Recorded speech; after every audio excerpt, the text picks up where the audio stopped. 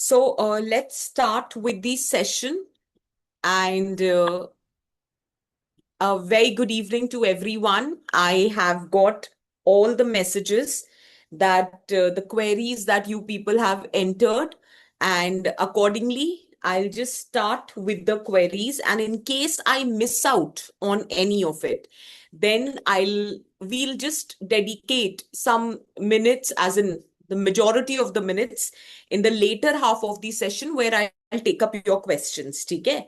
So to begin with, the most common doubts that I had was if I'm a beginner, then how should I prepare? How the answer writing has to be done? What should be focused upon? How to increase my marks beyond 250? And there are multiple such questions which have been asked. Okay? So I have prepared a structure so that I can answer all your queries in a very chronological manner.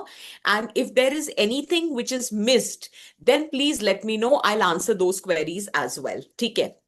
So now let us assume that whether you are a beginner or not, okay, the focus in the initial part of the session would be on answer writing. So abhi I am not answering the questions such as what should be the sources and how to prepare. वो मैं नहीं कर रही. Abhi I will discuss the answer writing, and then yes, you will get to interact. Yes, definitely at the end of the session. Just I'll take 15-20 minutes of yours, and then we will have question answer session. Okay.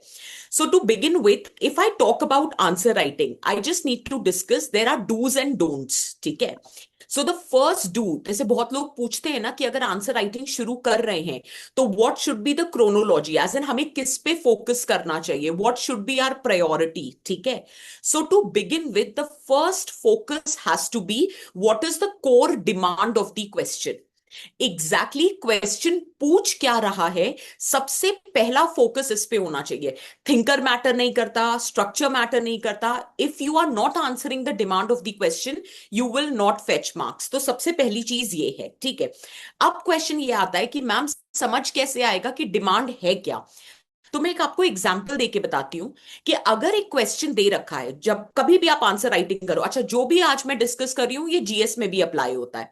तो जैसे ही आप question देखो ना, आप सबसे पहले identify करो what is the context in this question and what the content has been asked. For example, एक यूपीएससी का पीवाईक्यू था, what are the historical antecedents responsible for emergence of sociology in Europe. ये question था. ठीक है. तो अगर आप ध्यान से देखो तो आपको समझ आएगा. मैं फिर रिपीट कर देती हूं, what are the historical antecedents responsible for emergence of sociology. अगर आप नोटिस करो तो here emergence of sociology is the context जिसमें सवाल पूछा गया है. एंड पूछा क्या है, they have not asked you specifically intellectual forces, they are not asking you enlightenment, they are not asking you social conditions, they are specifically asking historical antecedents. अब इसमें आप ये सारे पॉइंट्स डालो वो एक अलग बात है, but the question is categorically asking that what historical antecedents has led to emergence of sociology. तो emergence of sociology मेरा context है और मेरा content is all about historical antecedents. और जो मेरा कॉन्टेक्स्ट होता है ना वो मेरा इंट्रोडक्शन होता है, और जो मेरा कंटेंट होता है वो बॉडी होती है. अगर हम ये बेसिक चीज समझ जाए ना, तो चाहे जीएस हो चाहे ऑप्शनल हो, you will never find it challenging in answering the questions. तो ये पहला डू है जिसका आपको ध्यान रखना है. तो इससे रिलेटेड कोई क्वेश्चन है? जैसे सबसे मेजर क्वेश्चन होता है ना कि क्वेश्चन की डिमांड कैसे समझे. There are multiple people who has asked me this question, how to understand what exactly the is the demand of the question. So this is how you understand the exact demand of the question, that what is the context in which the question is asked and what is the content which is being asked, and that is how the first do has to be targeted. पहली चीज ये है. दूसरा focus आपका होना चाहिए content पे. देखो, अगर आप नीड समझ गए, आप डिमांड समझ गए क्वेश्चन की, तो अब आपका फोकस सोशियोलॉजी आंसर राइटिंग पे कंटेंट में होना चाहिए. और कंटेंट में आपको कुछ चीजों का ध्यान रखना है, that there has to be two parts in your content. One is the argument and other is the substantiation. बिना आर्ग्यूमेंट के सब्सटैंसिएशन की तो कोई वैल्यू ही नहीं है. ठीक है, और अगर आपने सब्सटैंशिएट नहीं करा तो आपके आर्ग्यूमेंट के पास कोई क्रेडिबिलिटी नहीं है। तो the entire content in every body of the answer has to focus on two things. One is the argument and second is the substantiation. किसी ने मुझसे पूछा भी था कि मैम एनालिटिकल कैसे करते, ऐसे ही करते, the moment you right the argument and you give the example or the credibility, automatically the answer becomes analytical. अब क्वेश्चन ये आता है कि सब्सटैंसिएशन कैसे किया जा सकता है, तो सबसे ऑब्वियस है थिंकर लिख दो। That's the easiest way of substantiation, where you are mentioning the thinker and their work. Yes, Animesh. So you should substantiate with thinker and their work. That is the most मतलब जैसे हम कहते हैं ना UPSC क्या expect करता है, तो यही करता है, ठीक है। अब सपोज करो हर चीज पे तो मुझे थिंकर याद आएगा नहीं, हो सकता है मेरे आंसर में 6 आर्ग्यूमेंट्स हो and for every argument I do not have a thinker, then you use examples. Examples also come very handy. अब सपोज करो क्वेश्चन आ जाए that discuss the importance and sources of hypothesis in social research, तो अगर मुझे importance बतानी है तो मैं एग्जांपल्स दे सकती हूं ना। या क्वेश्चन आ जाए right a short note on reliability and validity, कितना आसान है कि मैं एग्जांपल्स को यूज कर सकती हूं, ठीक है। तो not always the focus has to be on the thinkers, you just have to substantiate. तो you can either use a thinker और you can use an example. और बहुत बार ऐसा होगा कि एग्जाम्पल भी ऑन द स्पॉट याद नहीं आ रहा है, तब सोशियोलॉजिकल कॉन्सेप्ट्स को यूज कर लो। सोशियोलॉजिकल कॉन्सेप्ट्स जैसे कि सी राइट मिल्स का सोशियोलॉजिकल इमेजिनेशन। जैसे कोई पूछ सकता है ना what are the sources of hypothesis, तो हो सकता है my personal experience is the source of my hypothesis. तो can I apply C Wright Mills sociological imagination? या फिर unexpected events also sometimes becomes the basis of hypothesis, तो here can I add Ulrich Beck's concept of risk society? तो what I M trying to से is सब्सटैंसिएशन के बहुत तरीके होते हैं। पहला तो डायरेक्ट है थिंकर, अगर थिंकर है गुड इनफ फॉर अस, नहीं है तो एग्जाम्पल्स, एग्जाम्पल्स भी नहीं है तो sociological concepts, but you have to provide the substantiation. So Deepika, did I provide you the example of argument and substantiation? For example, अगर क्वेश्चन है let us say same sex marriage पर, और हमें बताना है that same sex marriage is basically emerging because there is an impact of western value system, people are becoming more individualistic, so they are more interested in their own personal क्या कहते हैं the values और what they believe in rather than the social compulsions और conformity. तो ये तो मेरा argument है, but do I have a substantiation? Yes, I have Anthony Giddens का perspective, I have Ulrich Beck and Elizabeth Beck Gernsheim का perspective of individualization thesis, तो मैं वो वहां डाल दूंगी। So this is how we have to understand, right? तो पहला do, you have to understand the core demand. दूसरा do, the focus has to be on the content.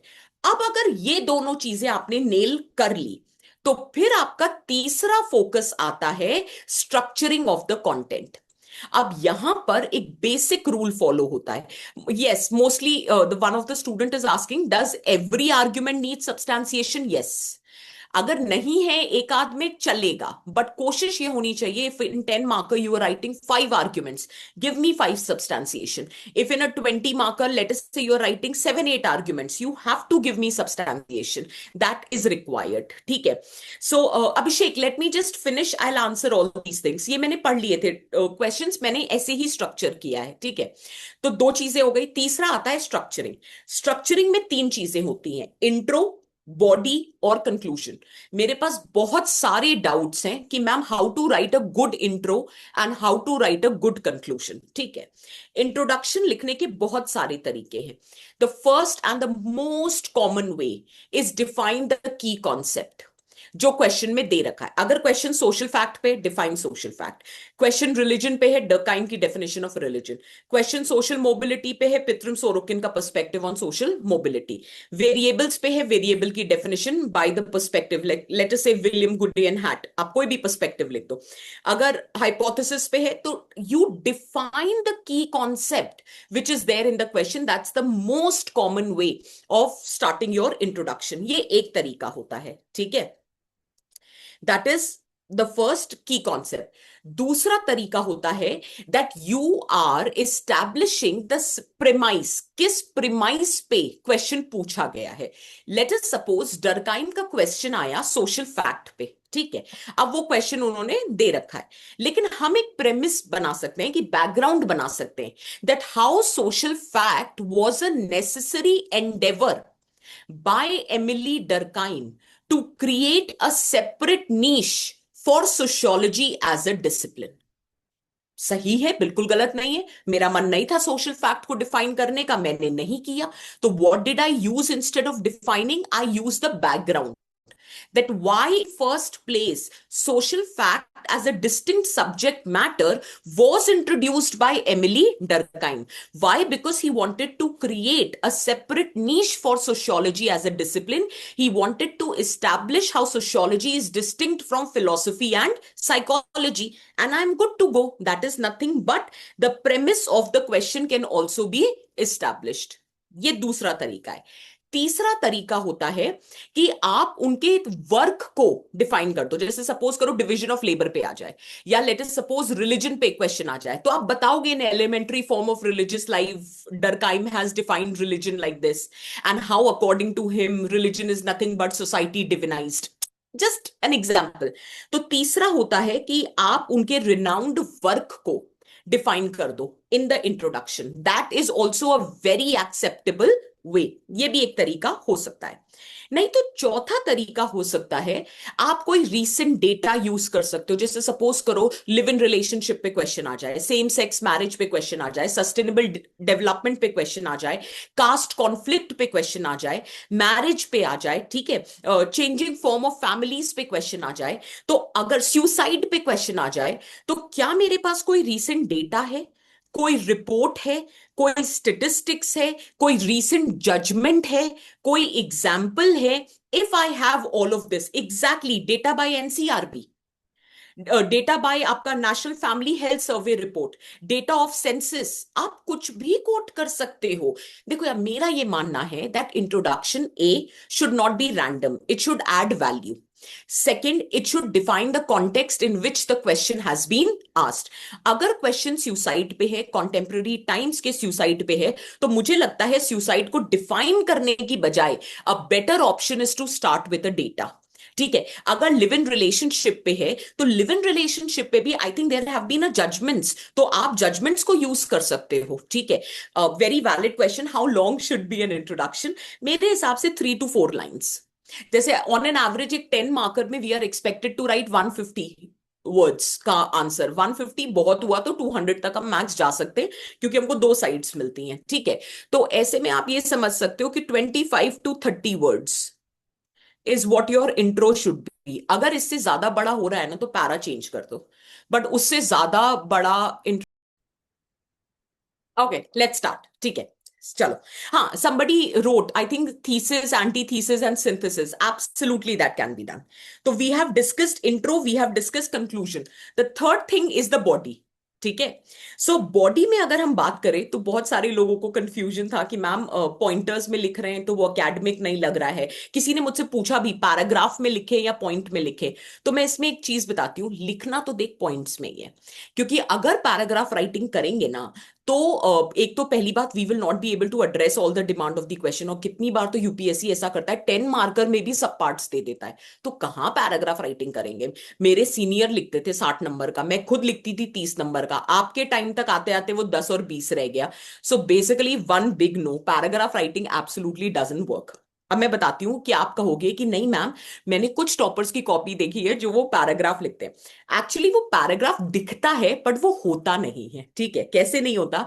The best way of writing the answers which doesn't look like bullet points and it doesn't is the as tedious as a paragraph. तो इसमें आप क्या करोगे? KEE strategy, ये मेरा set rule है, मैं GS में भी यही बताती हूँ, और इसने मुझे कभी डिसअपॉइंट नहीं किया। ठीक है, और आप अनिमेश की कॉपी भी देख सकते हो, that he was one student who actually followed the instructions which were given. तो KEE strategy never disappoints. Right the keyword, put a colon, explain the keyword, and then write example. तो keyword, explanation and example. Example में अब आपके पास choice है, आप thinker दे सकते हो, आप कोई कॉन्सेप्ट दे सकते हो, आप कोई एग्जाम्पल दे सकते हो कॉन्टेम्प्ररी टाइम्स का, वो आपकी चॉइस है। ठीक है, आप कोई केस स्टडी भी लिख सकते हो, that's also totally your choice. But इससे क्या होगा कि पैराग्राफ नहीं, मतलब बुलेट पॉइंट नहीं लगेगा, लगेगा पैराग्राफ, बट लिखा आपने बुलेट पॉइंट्स ही है।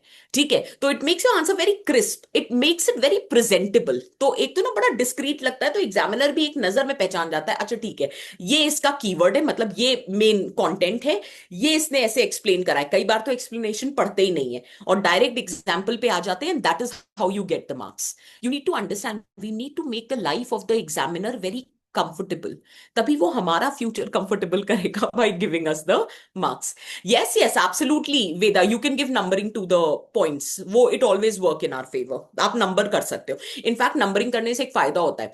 अब मुझे लगता है थोड़ा सा ऑब्जेक्टिव और जुवेनाइल है, but it really works on the psyche कि कितने पॉइंट्स लिखे हैं। और ये मैंने कब ऑब्जर्व करा है, अब जब मैं डेली बेसिस पे आप लोगों के आंसर्स रिव्यू कर रही हूँ, मतलब जो प्रीवियस बैच था, तो मुझे समझ आ रहा है कि actually it has an impact on psyche, कि किसने 5-6 पॉइंट्स लिखे हैं, किसने 4 ही लिखे हैं, किसने 7-8 लिखे हैं। It does make a difference, but that does not mean कि पॉइंट्स भरने के चक्कर में कुछ भी लिख देंगे। It has to be good content also. ठीक है, so we have discuss the context, demand, we have discuss the content, we have discuss the structuring part. जब ये तीन चीजें आप अचीव कर लोगे अपनी आंसर राइटिंग में, तब आपका फोकस आना चाहिए प्रेजेंटेशन पे। प्रेजेंटेशन देखो इंपॉर्टेंट तो है, लेकिन वो पहला प्रायोरिटी नहीं है। प्रायोरिटी ऐसे होता है, मैम कीवर्ड के ही अप्रोच में लुक लेंथी, हाँ बिल्कुल ऐसा कर लगेगा। अरमान ये बहुत अच्छा वर्क करेगा 20 मार्कर में। 10 मार्कर में आप एक शॉर्टकट यूज कर सकते हो कि आप कीवर्ड के डायरेक्टली बाद एग्जाम्पल दे सकते हो, और through example you can explain the keyword. आप वो एक्सप्लेनेशन वाला पार्ट छोड़ सकते हो अगर आपको ज्यादा पॉइंट्स लिखने की जरूरत है। Is that very clear? ठीक है ना? Animesh, exactly, if you talk about संदेश का कॉपी ऑल्सो, संदेश को भी हमने यही फीडबैक दिया था। वो लिखता एक्चुअली इसी अप्रोच से था, इट्स जस्ट दैट वो पॉइंटर नंबरिंग नहीं करता था। तो एंड एवरी डायमेंशन, अब देखो अगर आप पैराग्राफ फॉर्मेट में कर रहे हो, तो आपको ये समझ आना चाहिए, बहुत बार क्या होता है, एक पैराग्राफ से दूसरे पैराग्राफ में लिंक बनाना मुश्किल हो जाता है, और कभी कभी उसमें भी हम सेंटेंसेस को वेस्ट कर देते हैं, वर्ड्स को वेस्ट कर देते हैं, कनेक्टिविटी मुश्किल हो जाती है। तो ऐसे में pointers often come to our rescue. और केईई जब हम यूज करते हैं तो it doesn't look like a pointer. तो अब आपकी चॉइस है, आप एरो बना के भी लिख सकते हो, आप नंबरिंग भी कर सकते हो, आप छोटे छोटे पैराग्राफ्स भी बना के लिख सकते हो, दैट्स योर चॉइस, ये आपकी मर्जी है। बट फॉलो क्या करोगे? केईई अप्रोच। ठीक है, अब प्रेजेंटेशन आता है, कि प्रेजेंटेशन में देखो एक सबसे इंपॉर्टेंट बात है, हाईलाइट करना इंपॉर्टेंट है। हाईलाइट करो, अंडरलाइन करो, लेकिन इसके लिए एक रूल होता है, और इस रूल को कहते हैं 10% रूल। 10% रूल का मतलब होता है, अगर ऑन एन एवरेज आप एक पेज पे 100 वर्ड्स लिख रहे हो, एटलीस्ट मेरी राइटिंग के हिसाब से मेरा एक साइड में 100 वर्ड्स आते हैं, मैं 10 वर्ड से ज्यादा हाईलाइट नहीं करूंगी। ये 10% रूल होता है ऑफ गुड राइटिंग।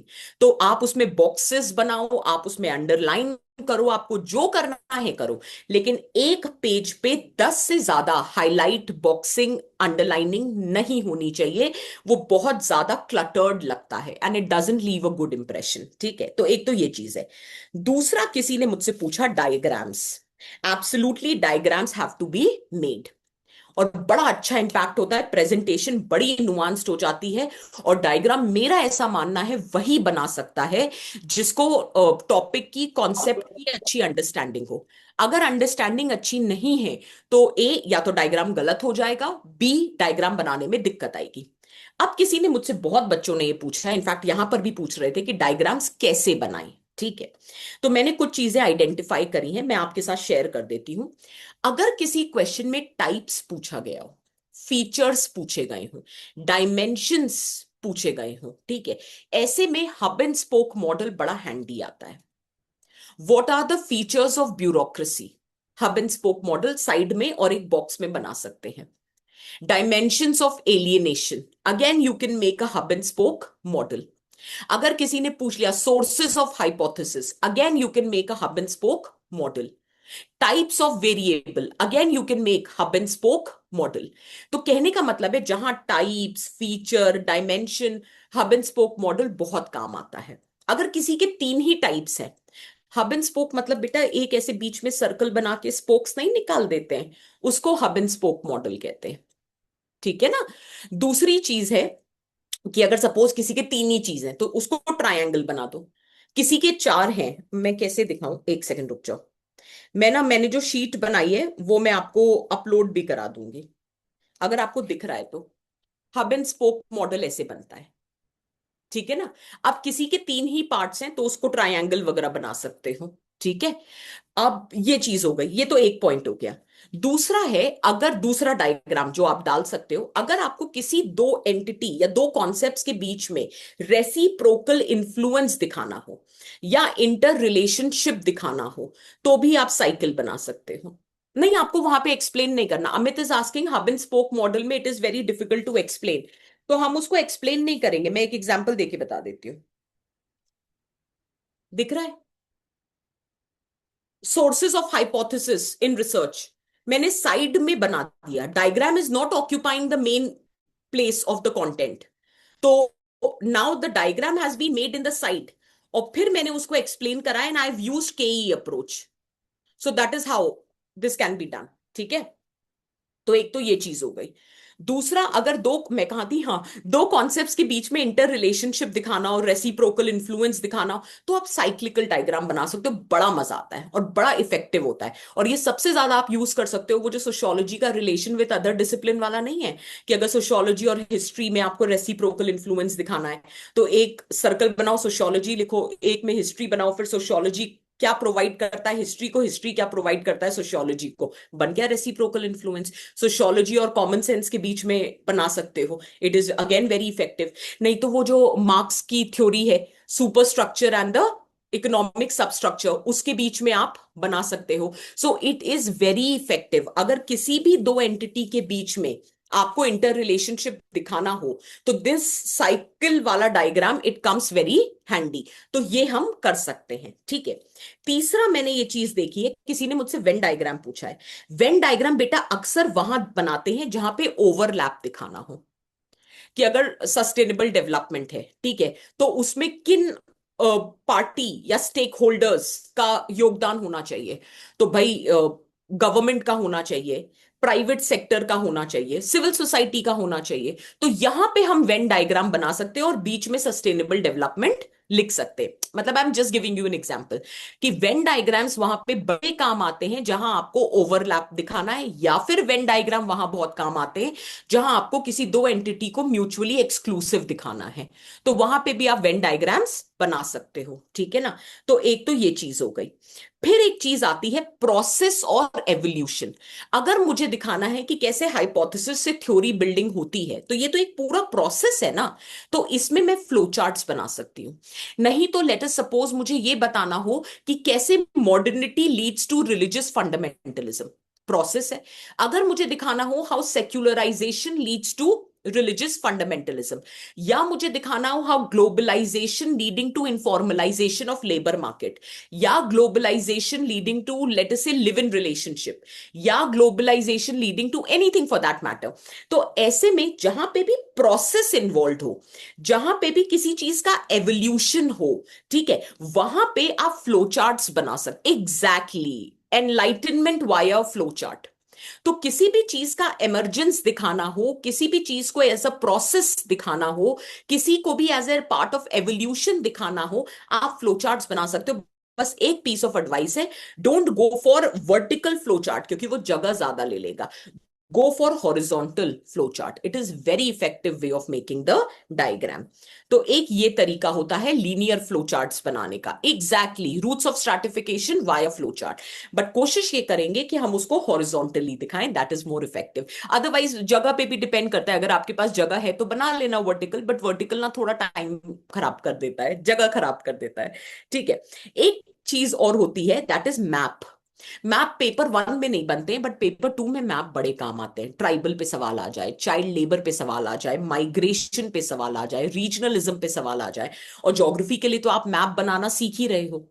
तो आप बना सकते हो। हाँ बेटा, मैंने विशेष साइकिल इसलिए नहीं बोला नम्रता, हम विशेष और वर्चुअस साइकिल दोनों बना सकते हैं। बट मैं वो बोल रही थी ना, इंटर रिलेशनशिप दिखाना हो तो साइकिल बना लो। बिल्कुल बना सकते हैं। अब जैसे पेट्रियार्की पे क्वेश्चन है, पॉवर्टी एंड सोशल एक्सक्लूजन पे क्वेश्चन है, या फिर लेट अस से मर्टन की थ्योरी कि किस तरह से जो स्ट्रक्चर्स हैं that also can lead to anomie in the society, तो वहां पर भी आप विशेष साइकिल वगैरह दिखा सकते हो।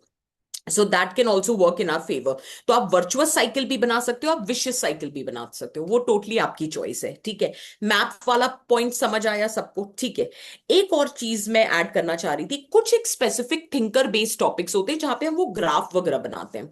अब जैसे सुसाइड वाला क्वेश्चन हो गया, या मर्टन का ही क्वेश्चन आ गया, या फिर हम जैसे सपोज करो टैलकॉट पार्सन का क्वेश्चन आ गया, एजिल मॉडल एंड ऑल।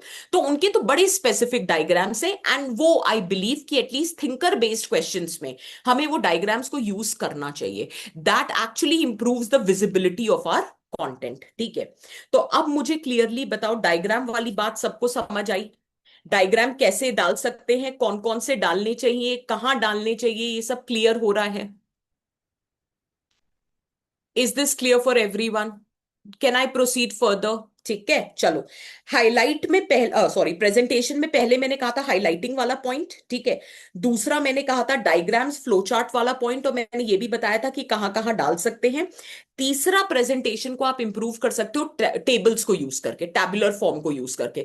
पता नहीं क्यों, मैं सच बता रही हूं, मैं पहले भी कहती थी, ठीक है, बट अभी जब मैं डेली बेसिस पे असाइनमेंट रिव्यू कर रही हूँ ना, तो मैं एक चीज नोटिस कर रही हूँ, जहां जहां स्टूडेंट टैब्यूलर फॉर्म में रिप्रेजेंट कर रहे हैं, समहाउ मार्क्स दिए जा रहे हैं। अब वो आप मेरी बायसनेस कह लो या जो कह लो, वो इतना प्रेजेंटेबल, इतना ऑन द फ्रंट लगता है, इतना क्लियरली स्ट्रक्चर्ड लगता है कि खुद मार्क्स दे दिए जाते हैं। But be very careful in making tables.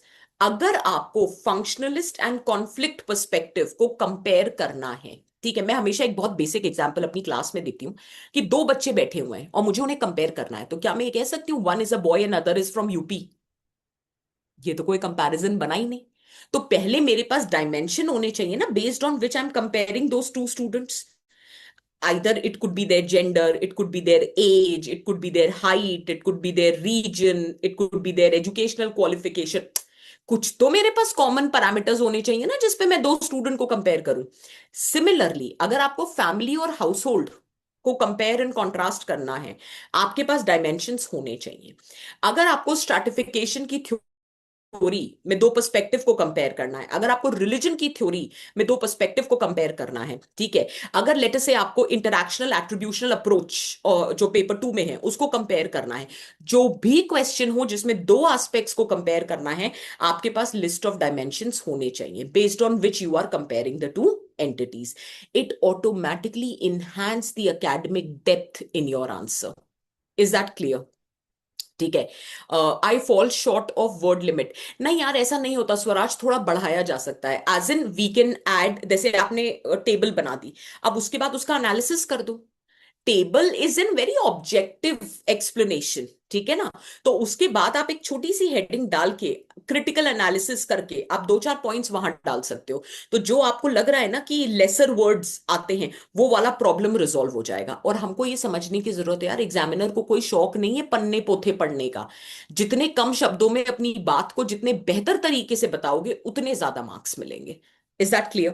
तो सबसे पहला focus demand of the question, second content पे, तीसरा स्ट्रक्चरिंग पे, फोर्थ प्रेजेंटेशन पे। जब ये सब कुछ अचीव कर लोगे ना, तब फोकस करोगे वर्ड टाइम लिमिट पे, कि whether I am able to answer the question within the stipulated time limit और नॉट। अभी क्या होता है, बच्चे अभी से परेशान हो जाते हैं। अभी आंसर राइटिंग शुरू करी है, मैम मैं तो 15 मिनट में लिख ही नहीं पा रहा, मुझे तो एक आंसर में 20-25 मिनट लग रहे हैं। अरे क्या फर्क पड़ता है? पहले ये तो देखो कि डिमांड समझ पा रहे हो कि नहीं, कंटेंट है कि नहीं, स्ट्रक्चर कर पा रहे हो कि नहीं, प्रेजेंटेशन अच्छा है या नहीं। जब ये सब कुछ अचीव हो जाएगा, ऑटोमेटिकली तुमको रियलाइज होगा तुम विद इन टाइम लिमिट भी लिखने लग गए हो, क्योंकि इतनी आदत, इतनी प्रैक्टिस हो जाएगी कि फिर समय ही नहीं लगेगा। फिर हम क्वेश्चन देखते ही समझ जाएंगे कि एग्जैक्टली इस क्वेश्चन में हमको क्या लिखना है, तो वो सारी प्रॉब्लम रिजॉल्व हो जाएगी। Is that very clear? तो कभी भी time limit should not be your concern, at least in the initial stages of answer writing. तो क्या मुझे डूज समझ आ गए? I think I have highlighted 5 do's, 1 2 3 4 5। ये 5 डूज क्लियर है सबको? ठीक है, अब आ जाते हैं डोंट्स। डोंट्स बेसिकली मुझे बहुत बेसिक बातें करनी थी, कि बहुत सारे स्टूडेंट्स ने लिखा था कि हम लिख नहीं पा रहे, हम प्रैक्टिस नहीं कर पा रहे। तो यार दो ही चीजें बोलूंगी। डू नॉट प्रोक्रेस्टिनेट, मतलब टालो मत चीजों को। अगर 2027 आपका एम है, तो दिस इज द टाइम कि आपको, इट्स हाई टाइम कि आपको ऑप्शनल आंसर राइटिंग शुरू कर देनी चाहिए। और ऑप्शनल में क्योंकि पीवाईक्यू थीम्स रिपीट होती हैं, the best way of practising answer writing is through PYQs. So that is how. So stop procrastinating, कल पे छोड़ना बंद करो। आंसर राइटिंग से डरना बंद करो। क्या नहीं नहीं दीदी। तो मार्क्स ही तो कम आएंगे, इट डजेंट मैटर। एक मार्क्स कम आने से या फीडबैक ऊपर नीचे हो जाने से you don't have to bother about it. तो पहले तो प्रोक्रास्टिनेट मत करो। और दूसरा, किसी ने मुझसे पूछा था हाउ टू राइट परफेक्ट नहीं आंसर। नहीं हो जाएगा। देयर इज नो चल थोड़ी परफेक्ट देर आंसर। अंधेरे में बैठना जा। हाँ थोड़ी देर। There is no perfect answer.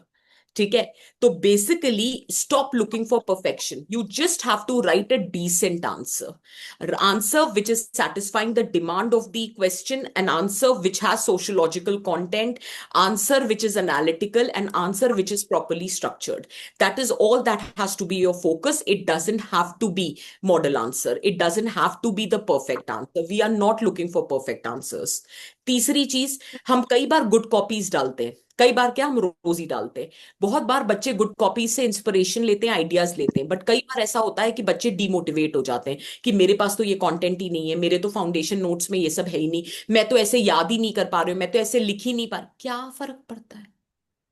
Just take the inspiration. अगर किसी ने अच्छा डायग्राम बनाया, तुम अपने नोट्स में डाल दो। किसी ने 4 थिंकर्स लिखे हैं जो तुम्हारे पास नहीं थे, तुम अपने नोट्स में डाल दो। That's it. Don't compare yourself to get demotivated. Compare yourself with the good copies to take inspiration। कि जैसे बहुत बच्चे बोलते हैं मुझे तो आइडिया ही नहीं आता कि डायग्राम क्या डालना है, मुझे तो समझ ही नहीं आता कि इस क्वेश्चन में डायग्राम डाला जा सकता है। तो सीख लो ना गुड कॉपीज से। टेक इंस्पिरेशन फ्रॉम पीवाईक्यू और model answer. There are multiple sources. ठीक है। दूसरा, मल्टीपल सोर्सेस मत फॉलो करो। किसी ने मुझसे पूछा था कि सोर्सेस क्या फॉलो होने चाहिए। ठीक है, अगर मैं आपकी जगह हूं तो मैं सबसे ज्यादा फोकस अपने क्लास नोट्स पे करूंगी, चाहे मैंने कहीं से भी पढ़ाई करी हो। For me the go to notes would be my class notes, those would be my base notes. फिर based on let us say mind map book, let us say PYQ book, let us say model answer, I'll do the value addition in my existing notes, but I will not change my base note। ऐसा नहीं है कि foundation करने के बाद मैं नितिन सांगवान पे rely कर रही हूं, मैं ऐसे नहीं करूंगी। अगर मैंने नितिन सांगवान पढ़ी है तो मैं उसी को बेस नोट बनाऊंगी। अगर मैंने क्लास नोट्स पढ़े हैं तो मैं क्लास नोट्स को बेस नोट बनाऊंगी। बट कोई एक चीज, आप नितिन सांगवान को बेस नोट बना लो, कोई बुराई नहीं है, but there has to be one base note that you should have. और उस पर फिर वैल्यू एडिशन करो। और वैल्यू एडिशन भी बहुत नहीं करना है। हाँ बिल्कुल बना सकते हो, माइंड मैप बुक को बेस नोट्स बना सकते हो, बट अब वहां पे आपको रिवर्स करना पड़ेगा। माइंड मैप बुक में आपको वैल्यू एडिशन की जरूरत नहीं पड़ेगी, बट कई ऐसे कॉन्सेप्ट्स हमने लिखे होंगे जो शायद आपको पता नहीं होंगे क्या है। तो उस वक्त आपको शायद अपने फाउंडेशन नोट्स की, फाउंडेशन नहीं तो चैट जीपीटी या एआई जो भी अदर टूल है उसकी जरूरत पड़ेगी। तो उससे आप एक्सप्लेनेशन ऐड कर सकते हो, बाकी सारा value addition mind map book में दे रखा है। तो yes, mind map book can also be your base notes. Is that very clear for everyone? तो this is how we are going to proceed. अब आप मुझे बताओ, is there anything which I have to focus? अच्छा हाँ, एक student ने मुझसे पूछा था थिंकर्स कैसे कोट करते हैं। तो उस पे भी मैंने एक स्ट्रक्चर निकाला है कि ऐसे वर्क कर सकता है। एक तो डायरेक्टली कोट कर दो, according to Durkheim, according to Merton, according to Parson, direct quote कर दो। ठीक है, एक ये सबसे सिंपल तरीका होता है। दूसरा तरीका होता है जहां थिंकर ने डायरेक्टली कुछ नहीं बोला है, बट हम उनको अप्लाई कर रहे हैं, हम उनके कॉन्सेप्ट को अप्लाई कर रहे हैं। जैसे कि अगर सुसाइड पे आ जाए, why young women are choosing to die by suicide, by applying Durkheim's perspective on suicide, how it can result from excessive or lack of integration and regulation respectively। तो now you are applying Durkheim. Durkheim ने कुछ नहीं बोला है young women in India choosing to die by suicide पे। या let us suppose question आ जाए एआई पे, और AI how it is leading to alienation या गिग इकोनॉमी पे आ जाए या इनफॉर्मलाइजेशन पे आ जाए by applying Marx perspective on alienation, और फिर तुम चार पार्ट्स में डिवाइड कर सकते हो। Is that very clear? ठीक है। How reliable AI is for optional? नहीं, इट इज नॉट रिलायबल। आप कैसे कर, it is only reliable when you have the content. जैसे सपोज करो आपको रिफ्लेक्सिविटी समझना है, तो आप बता दो कि मुझे जी एंथनी गिडेंस का कॉन्सेप्ट ऑफ रिफ्लेक्सिविटी जानना है, मुझे ये समझा दीजिए। मुझे उनकी थ्योरी ऑफ स्ट्रक्चरेशन जानना है, मुझे एक बेसिक एग्जाम्पल के साथ समझा दो। आप ये बोल सकते हो मुझे individualisation thesis of Ulrich Beck जानना है, मुझे समझा दो।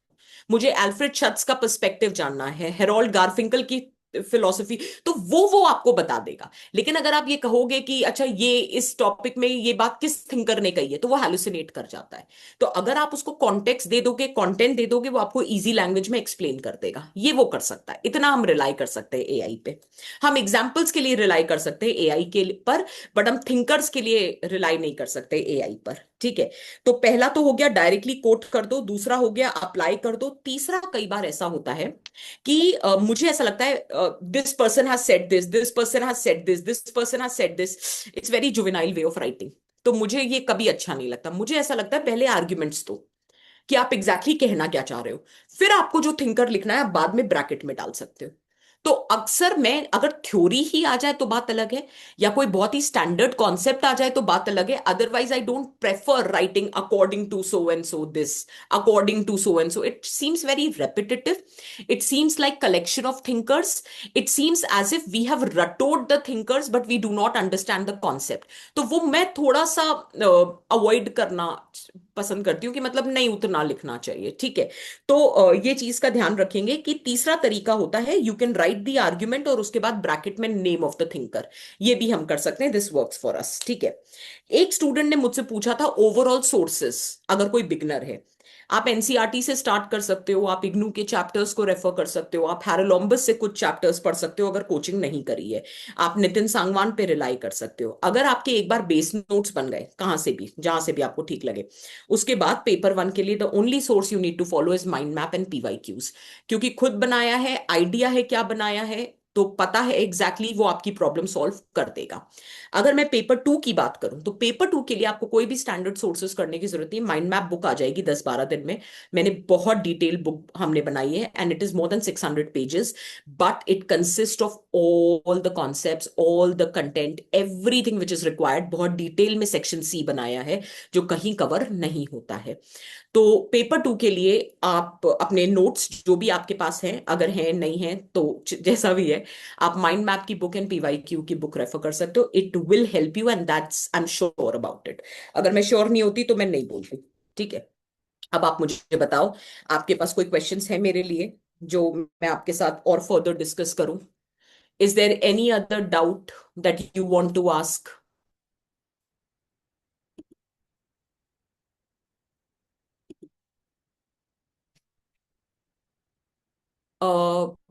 Do we have the doubts? मुझे चैट्स क्यों नहीं दिख रही हैं? एक सेकेंड यार। Can we use mic? Mic यार, I think it would be better अगर हम लिख के कर ले तो। बट एक second, I think somebody has open the private chat और समथिंग। एक सेकेंड रुको यार। एक तो टेक्निकली चैलेंज होने का नतीजा यही है। वेट, आई हैव टू सी। एक मिनट रुकना। एक क्वेश्चन आया था मेरे पास, वो बस मैं आंसर कर देती हूँ। किसी ने मुझसे पूछा था कि जीएस टाइप क्वेश्चंस को सोशियोलॉजिकल कैसे बनाना है। क्या ये डाउट है आप लोगों का? Should I answer this question कि जीएस टाइप क्वेश्चन को कैसे सोशियोलॉजिकल बनाना है? Just give me 1 minute.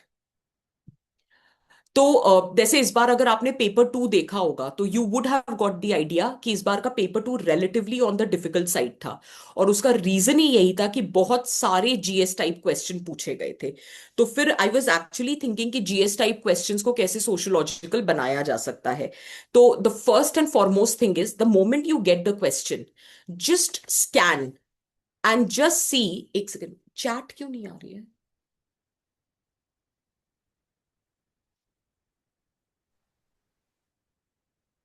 Private message आ गया है तो एवरीवन कर दो। Okay, now I can see. Let me just take the questions, फिर मैं आंसर कर देती हूँ। हाँ हाँ, ये सब कोई भी ऐसा डाउट हो ना कि वो कि कौन सी बुक मिल सकती है एंड ऑल दैट स्टफ, तो वो जो हमने नंबर शेयर कर रखा है टेलीग्राम पे वो कर सकते हैं, ठीक है। दूसरा चीज है कि how to make short notes. अच्छा ma'am, make any ma'am any strategy to fetch one extra mark in every question? Yes Shivraj, this is the strategy. Use sociological concepts, make diagrams, structure it properly, you never know what works for you. Diagrams definitely plus point. Sociological concepts plus point. It is well substantiated plus point. Acha intro and conclusion again a plus point. You never know what will work for you, so we need to do this in order to fetch that one extra mark, ठीक है। Ma'am MSP में test, हाँ अर्चना, one full length test होगा जब paper one का पूरा MSP हो जाएगा, तो एक फुल लेंथ टेस्ट है पेपर वन। और जब पेपर टू का एमएसपी हो जाएगा तो एक वन फुल लेंथ टेस्ट है पेपर टू के लिए, तो वो है, ठीक है।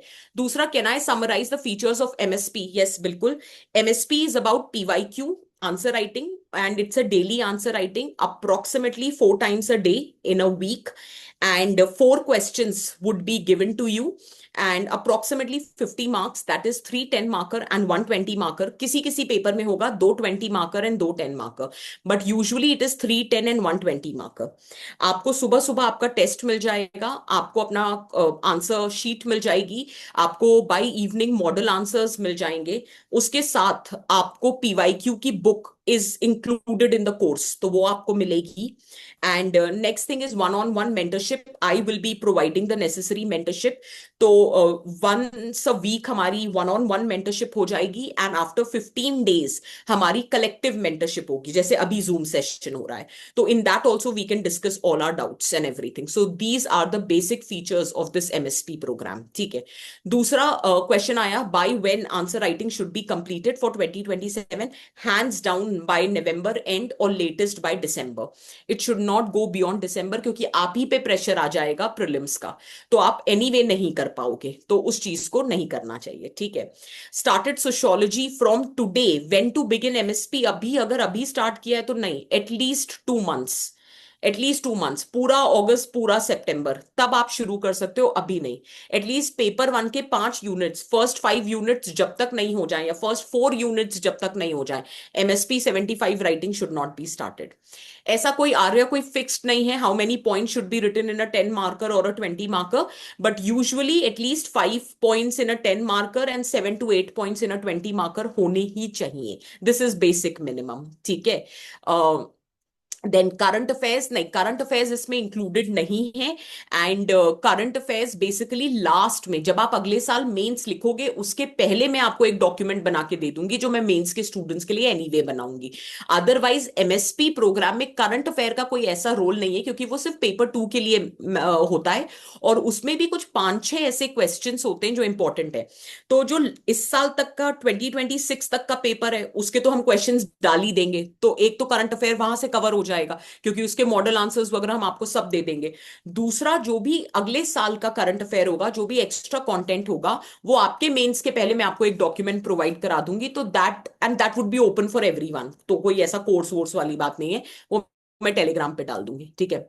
अच्छा ma'am, not able to link the thinker, so how to proceed? Archana लिख लिख के पढ़ो, लिंक कर करके पढ़ो। जब कोई नया कॉन्सेप्ट पढ़ रही हो किसी थिंकर का, 2 मिनट सोचो कि मैं कॉन्टेम्पररी टाइम्स में इसको कहाँ यूज कर सकती हूँ। जैसे मैं तुमको एक एग्जांपल देके बताती हूँ।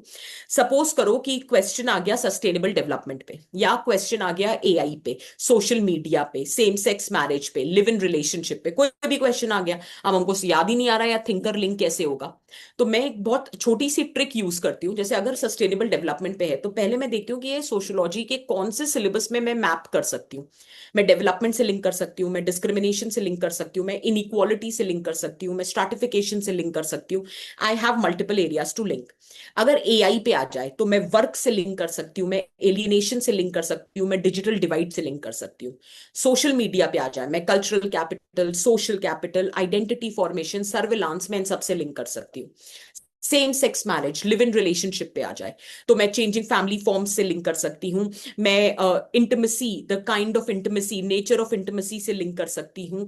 मैं आपकी इंस्टीट्यूशन ऑफ मैरिज से लिंक कर सकती हूँ, पेरेंटहुड से लिंक कर सकती हूँ, मैं डेमोग्राफिक ट्रांजिशन से लिंक कर सकती हूँ, इंडिविजुअलिज्म से लिंक कर सकती हूँ। तो जब मुझे वो सोशोलॉजिकल टॉपिक्स आइडेंटिफाई हो जाएंगे ना कि मैं इनसे ये लिंक कर सकती हूँ, अब मैं सोचूंगी इसमें क्या थिंकर डालूं। जैसे अगर सेम सेक्स मैरिज पे सवाल है और मैं उसे लिंक कर रही हूँ, changing family forms, institution of marriage, parenthood, relationships, इन सब से, तो अब मैं सोचूंगी यार कोई थिंकर डाला जा सकता है क्या। फिर मेरे को स्ट्राइक किया, यार एंथनी गिडन्स का क्यों नहीं डाल दूं, प्योर रिलेशनशिप का कॉन्सेप्ट, वो डाला जा सकता है। फिर मुझे लगा क्या मैं जूडिथ बटलर का जेंडर परफॉर्मेटिविटी डाल सकती हूँ, तो मुझे लगा हाँ यार ये भी डाल सकता है। क्या मैं इसमें उल्रिक एंड एलिजाबेथ बेक जर्नशाइन का इंडिविजुअलाइजेशन थीसिस डाल सकती हूँ, बिल्कुल डाल सकती हूँ। क्या मैं टैलकॉट पार्सन का फैमिली फंक्शंस डाल सकती हूँ, बिल्कुल डाल सकती हूँ। तो now you are understanding what is happening. This is how you link the thinker, Archana. कि पहले तो मैं ये ट्रेस करूँ ना, ये टॉपिक मेरे सिलेबस के किन ब्रॉड हेडिंग्स को कवर कर रहा है, और फिर उन ब्रॉड हेडिंग्स पे तो मेरे पास थिंकर होंगे ना, तो फिर उन थिंकर को मैं यहां अप्लाई करने की कोशिश करूंगी एंड हैंड्स डाउन वो एप्लीकेबल होगा। So this is how it can be done. Is that very clear? ठीक है ma'am. Can we rely on AI for sociology answer evaluation? मैंने ट्राई किया था, it is not working. To be honest, why it is not working, क्योंकि वो क्या होता है, वो एक स्टैंडर्ड पैटर्न बना लेता है कि this works and this doesn't work, but और source of content could be very different. और कई बार वो हैलुसिनेट कर जाता है, और कई बार वो एक्सपेक्टेशन से ज्यादा मार्क्स दे देता है, और कई बार वो इतनी अनरियलिस्टिक एक्सपेक्टेशन क्रिएट कर देता है कि फिर थोड़ा डिफिकल्ट हो जाता है उन एक्सपेक्टेशंस को मीट करना। तो मुझे हमेशा ऐसा लगता है कि evaluation should be human evaluation, it should be expert evaluation, that is what I believe in. ठीक है ma'am, I am your student in vision. यार विजन के सवाल यहाँ क्यों पूछते हो? Are you going to take classes कहाँ पर? विजन में ऑब्वियसली जो मेरी क्लासेस है वो तो मैं ही लूंगी ना यार। तो एंड नहीं, MSP is not about classes, MSP is daily answer writing, it's a mentorship program, it is not a class program. And if you want classes, MSP is not the alternative to the classes. MSP आता है जब आपने थोड़ी बहुत sociology पढ़ी है but आपको पता नहीं है उसको यूज कैसे करना है, उसको आंसर राइटिंग कैसे करनी है, तब एमएसपी आता है। ठीक है। Priyanka is asking, do I need to stick to my class notes और mind map? See, mind map book को आप स्टिक कर सकते हो, बस जहां जहां आपको नहीं समझ आ रहा हो, क्योंकि हमने बहुत ब्रीफ में लिखा है, हर चीज तो हम एक्सप्लेन नहीं कर सकते, it's not a detailed book. तो वहां पर आप अपने नोट्स वगैरह को यूज कर सकते हो, क्योंकि माइंड मैप बुक में हमने इतनी स्पेस दी है कि आप वहां पे वैल्यू एडिशन कर सकते हो। तो एक्चुअली आप माइंड मैप बुक को अपना एक कंसोलिडेटेड मटेरियल बना सकते हो, that will really help you during the time of exam. ठीक है ma'am, while writing sociology answer many a times it gets GS like how can I improve? अभिषेक, मैं इसी का जवाब दे रही थी बेटा, कि आप ट्रेस कर लो किस सोशियोलॉजिकल टॉपिक से वो आता है, फिर उसमें थिंकर्स ऐड करने की कोशिश करो, और फिर आप उसमें थोड़ी सोशियोलॉजिकल टर्मिनोलॉजी, ये मैंने बहुत बार देखा है, बहुत सारे बच्चे कहते हैं कि मैम डेफिनेशन याद नहीं हो रही, अपनी लैंग्वेज में लिख दे। The moment you start writing in your language, वो सोशियोलॉजी की जो अकेडमिक डेप्थ है ना, जो वोकैबुलरी की पावर होती है to make your answer enrich, वो डाइल्यूट हो जाती है। तो मुझे ऐसा लगता है बेसिक कॉन्सेप्ट्स याद होने चाहिए, और अगर बार बार रिवाइज करोगे, लिख लिख के पढ़ोगे, अपने आप याद हो जाएगा। ठीक है। अब कुछ बेसिक ऑब्जर्वेशंस है, जैसे कि आप टर्मिनोलॉजी, आपको ये मत बोलो विमेन फेस प्रॉब्लम, आप बताओ पेट्रियार्कल सोशल स्ट्रक्चर है, सिल्विया वॉल्बी का पर्सपेक्टिव लगा दो, ऑटोमेटिक आ जाएगा। मेरा ये कहने का मतलब है, आप ये मत बोलो that women also perpetuates patriarchy, आप बोलो patriarchal bargain, use the terminology. आप ये मत बोलो that how men are perpetuating patriarchy, आप बोलो हेजेमोनिक मैस्कुलिनिटी। तो the point here is try to use these terminology, automatically your answer becomes sociological. Is that clear? ठीक है, हम रिच एंड पुअर नहीं बोलते, हम स्ट्रैटिफिकेशन बोलते हैं। ठीक है, हम पॉजिटिव नेगेटिव नहीं बोलते, हम फंक्शंस डिसफंक्शंस बोलते हैं। अगर मुझे इम्पैक्ट डिस्कस करना है, तो मैं जब जीएस में डिस्कस करती हूँ, तो मैं individual level, collective, family level, या सोसाइटल लेवल, नेशनल, इंटरनेशनल, ये डिस्कस करती हूँ। बट यहां करना होगा तो मैं करूंगी impact on social structure, impact on class solidarity, impact on social mobility. मैं बस एक एग्जांपल दे रही हूं कि जो मेरे इम्पैक्ट के डायमेंशन है वो भी बदल जाएंगे। So it has to be sociological, और ये कहां मिलता है? सिलेबस में। आप सिलेबस में वो कीवर्ड आइडेंटिफाई करो, एंड अकॉर्डिंगली उनको यूज करो अपने आंसर में, अपने आप आंसर जीएस नहीं लगेगा और सोशियोलॉजिकल लगेगा। इज दैट क्लियर जिसने भी पूछा? ठीक है। और क्या है, how to make additional points if we only have, this is how, try to analyse. अगर आपने फीचर्स दे दिए हैं तो try to analyse, try to evaluate. अच्छा हाँ, एक और इंपॉर्टेंट बात, एडिशनल पॉइंट्स तब आ जाते हैं जब आपके पास डायरेक्टिव्स की अंडरस्टैंडिंग हो। अगर आपको पता है क्वेश्चन एक्सप्लेन है, तो आपको पता होना चाहिए एक्सप्लेन का क्या मतलब है। आपको पता होना चाहिए इवैल्यूएट क्या कहता है, एग्जामिन क्या कहता है, एनालाइज क्या कहता है, हाउ फार का क्या मतलब है। जब हम डायरेक्टिव्स पे फोकस करते हैं तो ऑटोमेटिकली वो जो एक्स्ट्रा पॉइंट्स आपको कम पड़ रहे हैं वो आ जाते हैं। ठीक है ना? Then ma'am, never written 4-5 PYQs in one go, how should we approach? Anurag, एक दो तरीके होते हैं। जैसे अभी मैंने, मेरा एक्सपीरियंस इस बार के पहले एमएसपी जो हमने लॉन्च किया था उसका ये रहा कि बहुत बार क्या है, स्टूडेंट ने कंटेंट पढ़ा बट क्वेश्चन देख के ना एक वो नहीं होता, कोल्ड फीट आ गया कि बिल्कुल स्ट्राइक ही नहीं कर रहा है। तो उनके लिए मेरा एक सजेशन था, and I was talking to some of the selected candidates कि आप लोग ने क्या किया। तो वो कहते थे हमने क्वेश्चन देखा, हमने देखा कि इसको कैसे आंसर करने की जरूरत है, हमने एक स्ट्रक्चर वगैरह बना लिया, जहां वैल्यू एडिशन की जरूरत है कर लिया, अच्छे से तैयार कर लिया, फिर अगले दिन सुबह दिया बिना देखे। तो इन अ वे क्या हुआ, एक आपका वो इनर्शिया ब्रेक हो गया, दूसरा आपने वो चार आंसर्स तैयार कर लिए, तीसरा अगर फीडबैक ठीक ठाक आ गया तो एक मोटिवेशन आ जाएगा, और इसी बहाने आपके एग्जिस्टिंग नोट्स का वैल्यू एडिशन हो गया। तो जरूरी नहीं, और ये बिल्कुल भी गिल्ट फीलिंग मत लाना मैंने चीटिंग करी है, आपने देख देख के कॉपी तो किया नहीं है। आप भले ही देख कर याद कर कर फिर खुद से लिख रहे हो, दिस इज नॉट चीटिंग। ठीक है, तो this can be done. Ma'am, I have my foundation notes, but I haven't revised them. So while writing, how should I revise? नहीं, you can focus only on your notes. और आपको ये तो पता है ना कि एमएसपी के जो असाइनमेंट है हमने शेड्यूल पहले ही दे रखा है। आपको ये भी पता है कि पीवाईक्यूज ही पूछे जाएंगे। आप उस टॉपिक के पीवाईक्यूज का साथ का फ्रेमवर्क तैयार कर लो, उसी में से तो कोई चार पीवाईक्यूज पूछे जाएंगे। जब आप फ्रेमवर्क तैयार कर रहे हो तभी आपको पता चल जाएगा आपके फाउंडेशन नोट सफिशिएंट है या नहीं। अगर नहीं है तो पीवाईक्यू की बुकलेट से ही वैल्यू एडिशन कर लो, या माइंड मैप की बुक से वैल्यू एडिशन कर लो, या गुड टू गो। आपको बिल्कुल भी ऐसे अलग से नितिन सांगवान पढ़ने की जरूरत नहीं है। अगर आपके फाउंडेशन नोट्स हैं एटलीस्ट फॉर पेपर वन, तो सभी के फाउंडेशन नोट्स मोर और लेस ठीक ही होते हैं। मेन प्रॉब्लम तो पेपर टू की आती है। ठीक है। Is there any upcoming course after 3rd of August? अभी तो मैं श्योरिटी के साथ नहीं कह सकती क्योंकि ऑलरेडी इनफ स्टूडेंट्स हैं, तो मुझे नहीं लगता कि थर्ड टाइम आएगा batch. But if there is a possibility, तो I think I am more interested in test series, a full fledged test series rather than one more MSP batch. But never से never वाली बात है, अगर demand बहुत ज्यादा हुई तो फिर एक और निकाल देंगे मेंस के बाद। ठीक है। How to make short notes from class notes, headings के थ्रू, कि क्लास नोट्स हैं आपके पास, उसी टॉपिक पे आप एक बार पीवाईक्यू उठा के देख लो, आपको पता चल जाएगा। जैसे हिस्टोरिकल मटीरियलिज्म है, आप पीवाईक्यू उठा के देख लो कि हिस्टोरिकल मटीरियलिज्म पे क्या सवाल आए हैं, what is historical materialism, what are the features, what is the theory of historical materialism, what is the critique, what is the contemporary relevance, बात खत्म। तो अब अपने नोट्स को इन हेडिंग्स में स्ट्रक्चर कर लो, दिस इज हाउ आप अपने क्लास नोट से शॉर्ट नोट्स क्रिएट कर सकते हो। ठीक है। Ma'am, will we get the topics beforehand? हाँ हाँ, पूरा शेड्यूल अपलोड हो गया है, एमएसपी का पूरा शेड्यूल वेबसाइट पे अपलोडेड है। थर्ड को कौन सा टॉपिक है, नेक्स्ट कौन सा टॉपिक है, एकदम क्लियरली डिफाइंड है। ठीक है। Saumya, I think I have answered this question. Ma'am, after writing each answer will we get a session with you? बेटा, ये ज्यादा नहीं हो गया? हर एक आंसर के बाद अगर मैं सेशन करती रह गई तो कैसे चलेगा? नहीं बेटा, ऐसे नहीं होता। और हर एक आंसर के बाद टू बी वेरी ऑनेस्ट आपको उतने सेशंस की जरूरत ही नहीं पड़ेगी। मैं सेम ही बात तो बोलूंगी, कितनी बार मुझसे गपियाओगे?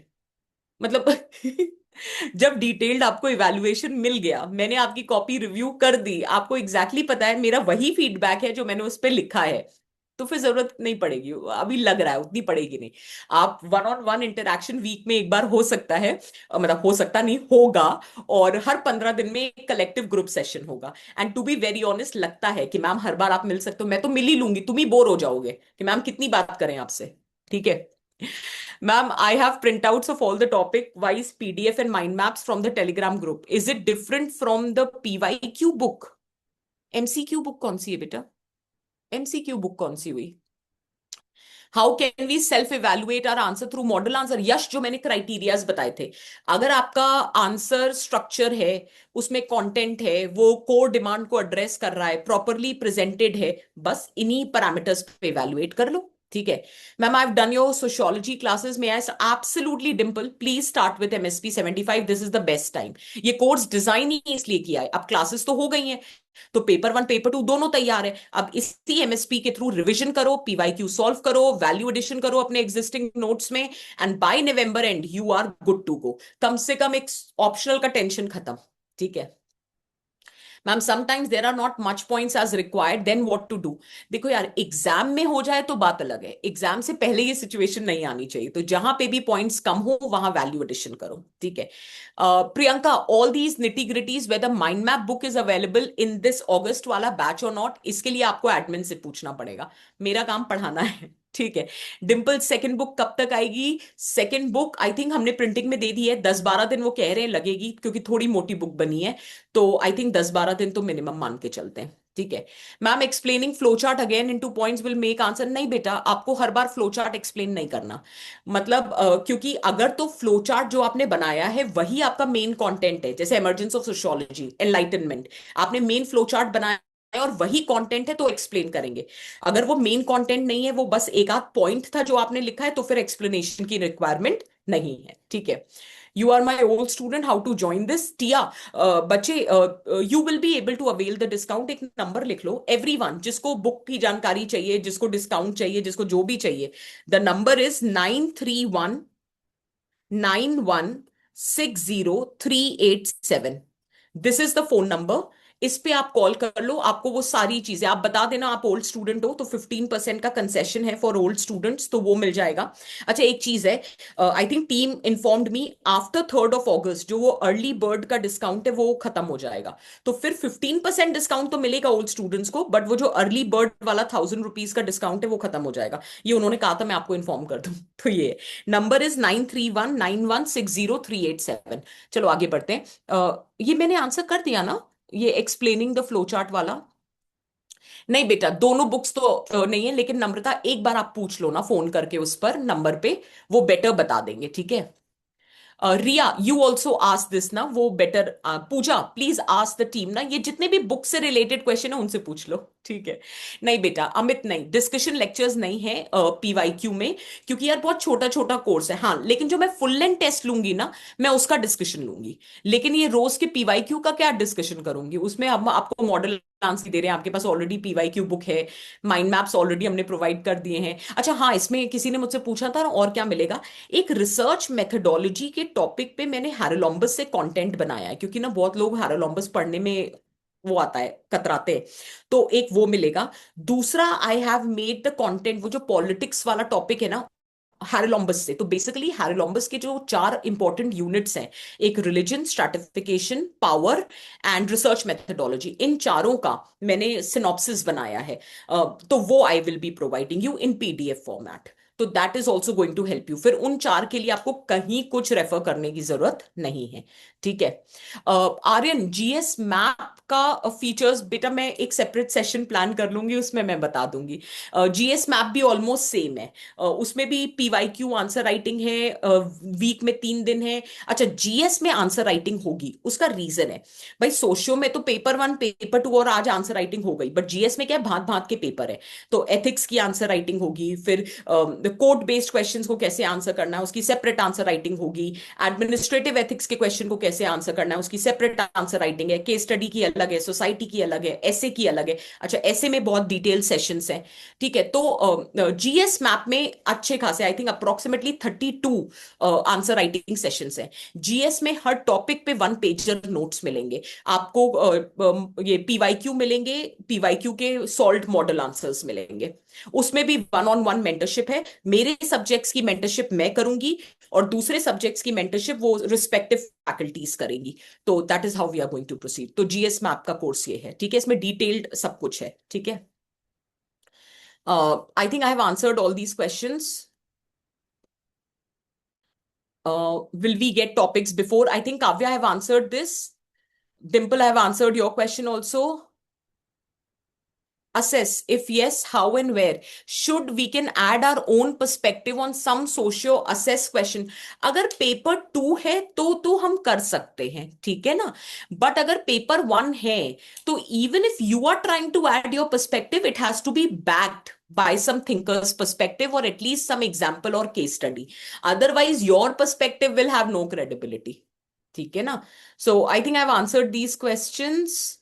काव्या का हो गया, Dimple, Animesh, I think many selected candidates said most GS style yet they score. नहीं यार अनिमेश, ऐसा होता नहीं है, नहीं नहीं ऐसा बिल्कुल नहीं होता। They have written GS. अब जैसे संदेश की कॉपी आप उठा के देख लो, उसने ऐसा बिल्कुल भी जीएस स्टाइल में नहीं लिखा था।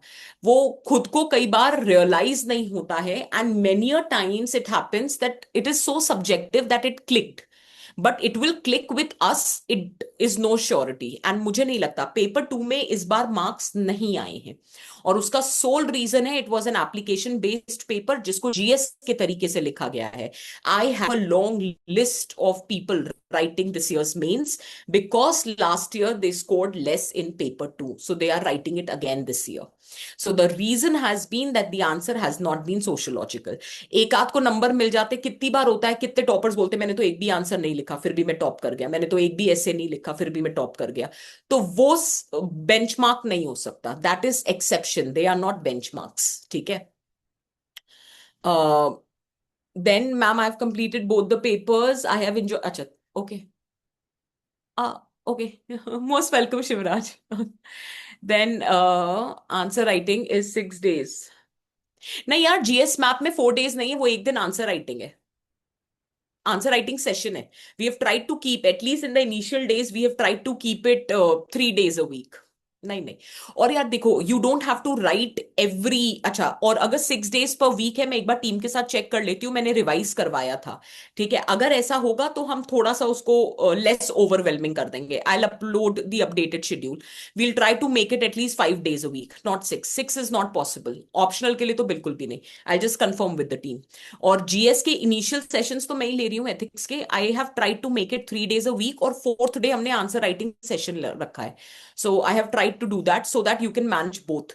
और देखो यार निश्चय, ये समझना पड़ेगा कि अब टाइम नहीं है हमारे पास। ठीक है? तो कुछ चीजें, अगर जरूरी नहीं है कि तुम हर असाइनमेंट, तुमसे मेरा मतलब every one around, you don't have to write every assignment. और ऐसा भी नहीं है कि अगर आज असाइनमेंट खत्म हो गया और कल लिखोगे तो हम इवेलुएट नहीं करेंगे।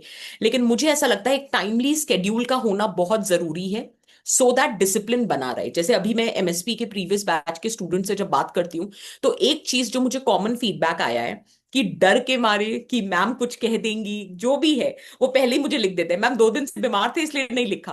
तो मैं समझ जाती हूँ, मतलब एक उन्हें लगता है कि somebody is there to hold them accountable. I think वो थोड़ा सा डर, वो थोड़ा सा guilt, it is more than enough to push you कि you have to put in that extra effort. और देखो अभी अगस्त स्टार्ट हुआ है, अभी हमको ये ओवरवेलमिंग लग रहा है, और अगर हमने इसे फर्दर डिले कर दिया सितंबर तक, तो सोचो कितना ओवरवेलमिंग हो जाएगा, अगर 27 का अटेम्प्ट है तो। Is that clear? Any suggestions for expert evaluation? मतलब भूमिका मैं समझी नहीं बच्चे, इसका क्या मतलब हुआ? ठीक है। विल वी गेट टॉपिक, ये तो मैंने आंसर कर दिया था। हाउ टू ज्वाइन एमएसपी मैंने नंबर दिया है ना, 9319160387। Just speak to those people, they will tell you. और वो smritisha.com जो वेबसाइट है उसमें भी जाके आप एनरोल कर सकते हो। Yes, I think I have answered these questions. कोई नए क्वेश्चंस हैं क्या? रुको मैं देखती हूँ। Hello ma'am. हेलो हाँ, हाँ जी, हाँ जी। मैम, मैंने आपको प्राइवेट में टेक्स्ट किया है, could you check it please? यार बात हो नहीं है, कुड आई चेक इट, मुझे समझ भी तो आना। अच्छा रुको रुको, मुझे मिल गया। हाँ, आलोक नाम है मेरा। हाँ हाँ, ठीक है। Ma'am I am appearing for 27। यार इज ये इट नहीं पॉसिबल? होता। कुड वी डू नहीं इट? नहीं नहीं, possible, anything is possible. See you need to understand, बहुत बार क्या होता है, स्केलिंग हो जाती है। बहुत बार ऐसा होता है, जैसे I was talking to this one person who used to check UP state services के, जब ऑप्शनल पेपर वगैरह आता था तो वो यूपी स्टेट सर्विसेज चेक करते थे। And he told me categorically कि उनको पहले से ये बता दिया जाता है कि this year this would be the threshold. तो कई बार ऐसा होता है कि कितने अच्छे आंसर्स लिखे फिर भी 290 क्रॉस नहीं हुए सोशो में, क्योंकि इस बार उनकी टारगेट है। कितनी बार होता है कि इतना कोई खास आंसर नहीं लिखा तब भी 320, 325, 329 जो भी चला गया। तो नहीं, mark should not be the criteria, but yes, definitely there has to be an underline, and underline is at least the target should be 280 plus, क्योंकि 280 तो चाहिए ही चाहिए। अब उसके ऊपर जैसे I still remember I had a conversation with both Animesh and Saurabh before the mains, and Animesh ने तो नहीं बट सौरभ ने मुझसे पूछा था that ma'am after my copies what do you think, can I score 300? So मैंने उसको एक ही जवाब दिया था कि Saurabh I am pretty sure you will score 280+। 300 cross होता है कि नहीं बेटा ये तुम्हारी किस्मत है। और जब उसका 300+ आया we were happy about it. So the point which I Oh, am trying to okay. Make, हाँ ये पॉइंट है, तो it is doable provided they are interested in giving so much marks और नॉट। So तो उस पर basically, I depend. want a point of contact so we could work on it because I really want to work on it. नहीं तो यही है point of contact, once you become the part of the course you would be getting my number and we would be interacting every week. I'm not a part of the course, ma'am. हाँ तो फिर तो कैसे मिलेगा point of contact? फिर हम हर Monday मिल सकते हैं, मंडे जब मैं यूट्यूब पे जाती हूँ तो then we can talk about it. जैसे मंडे में Um, सोमवार संवाद करती हूँ ना, तो then we can uh, interact about it. or maybe I could get your number from your assistant if you could tell her. But वो number ऐसे क्यों शेयर करेगी बेटा? Because you would trust me. चलो we'll take next question and हाँ आलोक ऐसे थोड़ी ना होता है बेटा, मैं कह तो रही हूँ हाँ अगर आपको वो गाइडेंस चाहिए तो हम तो है ना यूट्यूब पे। हर और you can drop the messages also, you can write me a mail also, mail can be given, mail is Yeah, uh, I can. हाँ। Let's do that. Yeah. हाँ तो smriti.s@visionis.in। Okay, ma'am. I'll हाँ do that. ठीक है। Thank you. हाँ next we ma'am I have one question I am so sorry to हाँ हाँ interrupt अरे it's I okay hope Aryan, it हाँ इज बताओ। ओके टू हाँ आस्क यू हाँ बताओ बच्चे। मैम मेरे पास दो क्वेश्चंस थे मैम पहला हम्म ये कि ऐसा क्या है कि जब हम सभी सेम सोर्सेज पढ़ रहे हैं मोर और less we are going through the same content hmm and eventually more और लेस जो लोग प्रीलिम्स क्लियर करके बाद में मेंस हम्म लिखेंगे वो एक एक लेवल पे तो होंगे मतलब to hmm right like if we can assume so hmm what is the key वो पर्टिकुलर वो ना डिफरेंशिएटिंग फैक्टर आपको क्या लगता है जो एक अच्छा आंसर में रहता है और एक नॉर्मल आंसर में नहीं रहता टू बी ऑनेस्ट आर्यन बहुत डिफरेंस होता है। आई हैव सीन, मैं तो क्लास में पढ़ाती हूँ, मैं तो देखती हूँ सामने, मतलब अगर एक बैच में टोटल 600 बच्चे पढ़ाए हैं तो सबकी आंसर राइटिंग बहुत वेरी करती है। आप सेम डेफिनेशन पढ़ोगे बट आपको वो याद कितनी रहती है ये डिपेंड करता है, आपको ये समझ आता है कि उस क्वेश्चन में डेफिनेशन लिखनी भी है कि नहीं, आपको exactly demand of the question समझ आ रहा है कि नहीं, अंडर प्रेशर आप आंसर राइटिंग कर पा रहे हो कि नहीं, आपकी प्रेजेंटेशन अच्छी है कि नहीं। जमीन आसमान का अंतर रहता है। पूरी दुनिया लक्ष्मीकांत पढ़ रही है तब भी पॉलिटी के सेम क्वेश्चंस अलग अलग लोग अलग तरीके से आंसर कर रहे हैं। सो the point here is it all depends upon individual, उन्होंने कॉन्सेप्ट पहली बात कितना समझा, उन्होंने उस कॉन्सेप्ट को कितना अप्लाई करना सीखा, उन्होंने कितनी आंसर राइटिंग प्रैक्टिस करी, उन्होंने कैसे वैल्यू एडिशन करे, करे भी या नहीं करे, रिवीजन करा कि नहीं करा, डिसिप्लिन के साथ पढ़ाई करी कि नहीं करी, बहुत फर्क होता है। और इस बार के तो प्रीलिम्स के रिजल्ट में बहुत फर्क है, there are so many students who were not expecting to qualify वो क्वालिफाई कर गए, there are so many students who were on the border line तो उनके इनिशियल 15 दिन वेस्ट हो गए रिजल्ट के इंतजार में। तो उसके बाद टाइम इतना कम बचा था कि वो बहुत ओवरवेलमिंग हो गया था। तो सो मैम मतलब like why I was asking this question is कि सोशियोलॉजी एक ऐसा सब्जेक्ट है कि जिसको जस्ट क्रैम नहीं कर सकते because it is happening all all around us so in one way और अनदर वो उसमें रिफ्लेक्ट हो ही जाता है कि आपने क्या अंडरस्टैंड किया और आपने क्या इंटरप्रेट किया बट मैम उसके लिए मतलब डोंट यू थिंक इतने शॉर्ट स्पैन ऑफ टाइम में इतना सारा जो बल्क वॉल्यूम है जैसे अगर मैं अभी यहाँ पे सेल्फ स्टडी के उसमें हूँ तो वो मैनेज करना एक थोड़ा बहुत बड़ा वो आ जाता है नहीं आर्यन टॉपिक है को तो करना ही पड़ेगा बिकॉज देखो अगर तो 27 का अटेम्प्ट है जी मैम तो फिर तो you have to manage in 5 months, you have no other option. या तो डिले करो अटेम्प्ट, 28 दिन तो नहीं बढ़ जाएंगे, दिन तो उतने ही रहेंगे। तो you right have to only speed up, you have to make the choices that I will not study everything, I'll study what is important from the PYQ perspective, I will take a call कि how I will identify कि ये चार thinker इस topic के लिए important है, ये एक डायग्राम इस टॉपिक के लिए इंपॉर्टेंट है, ये इंट्रो कंक्लूजन से काम चलाया जा सकता है।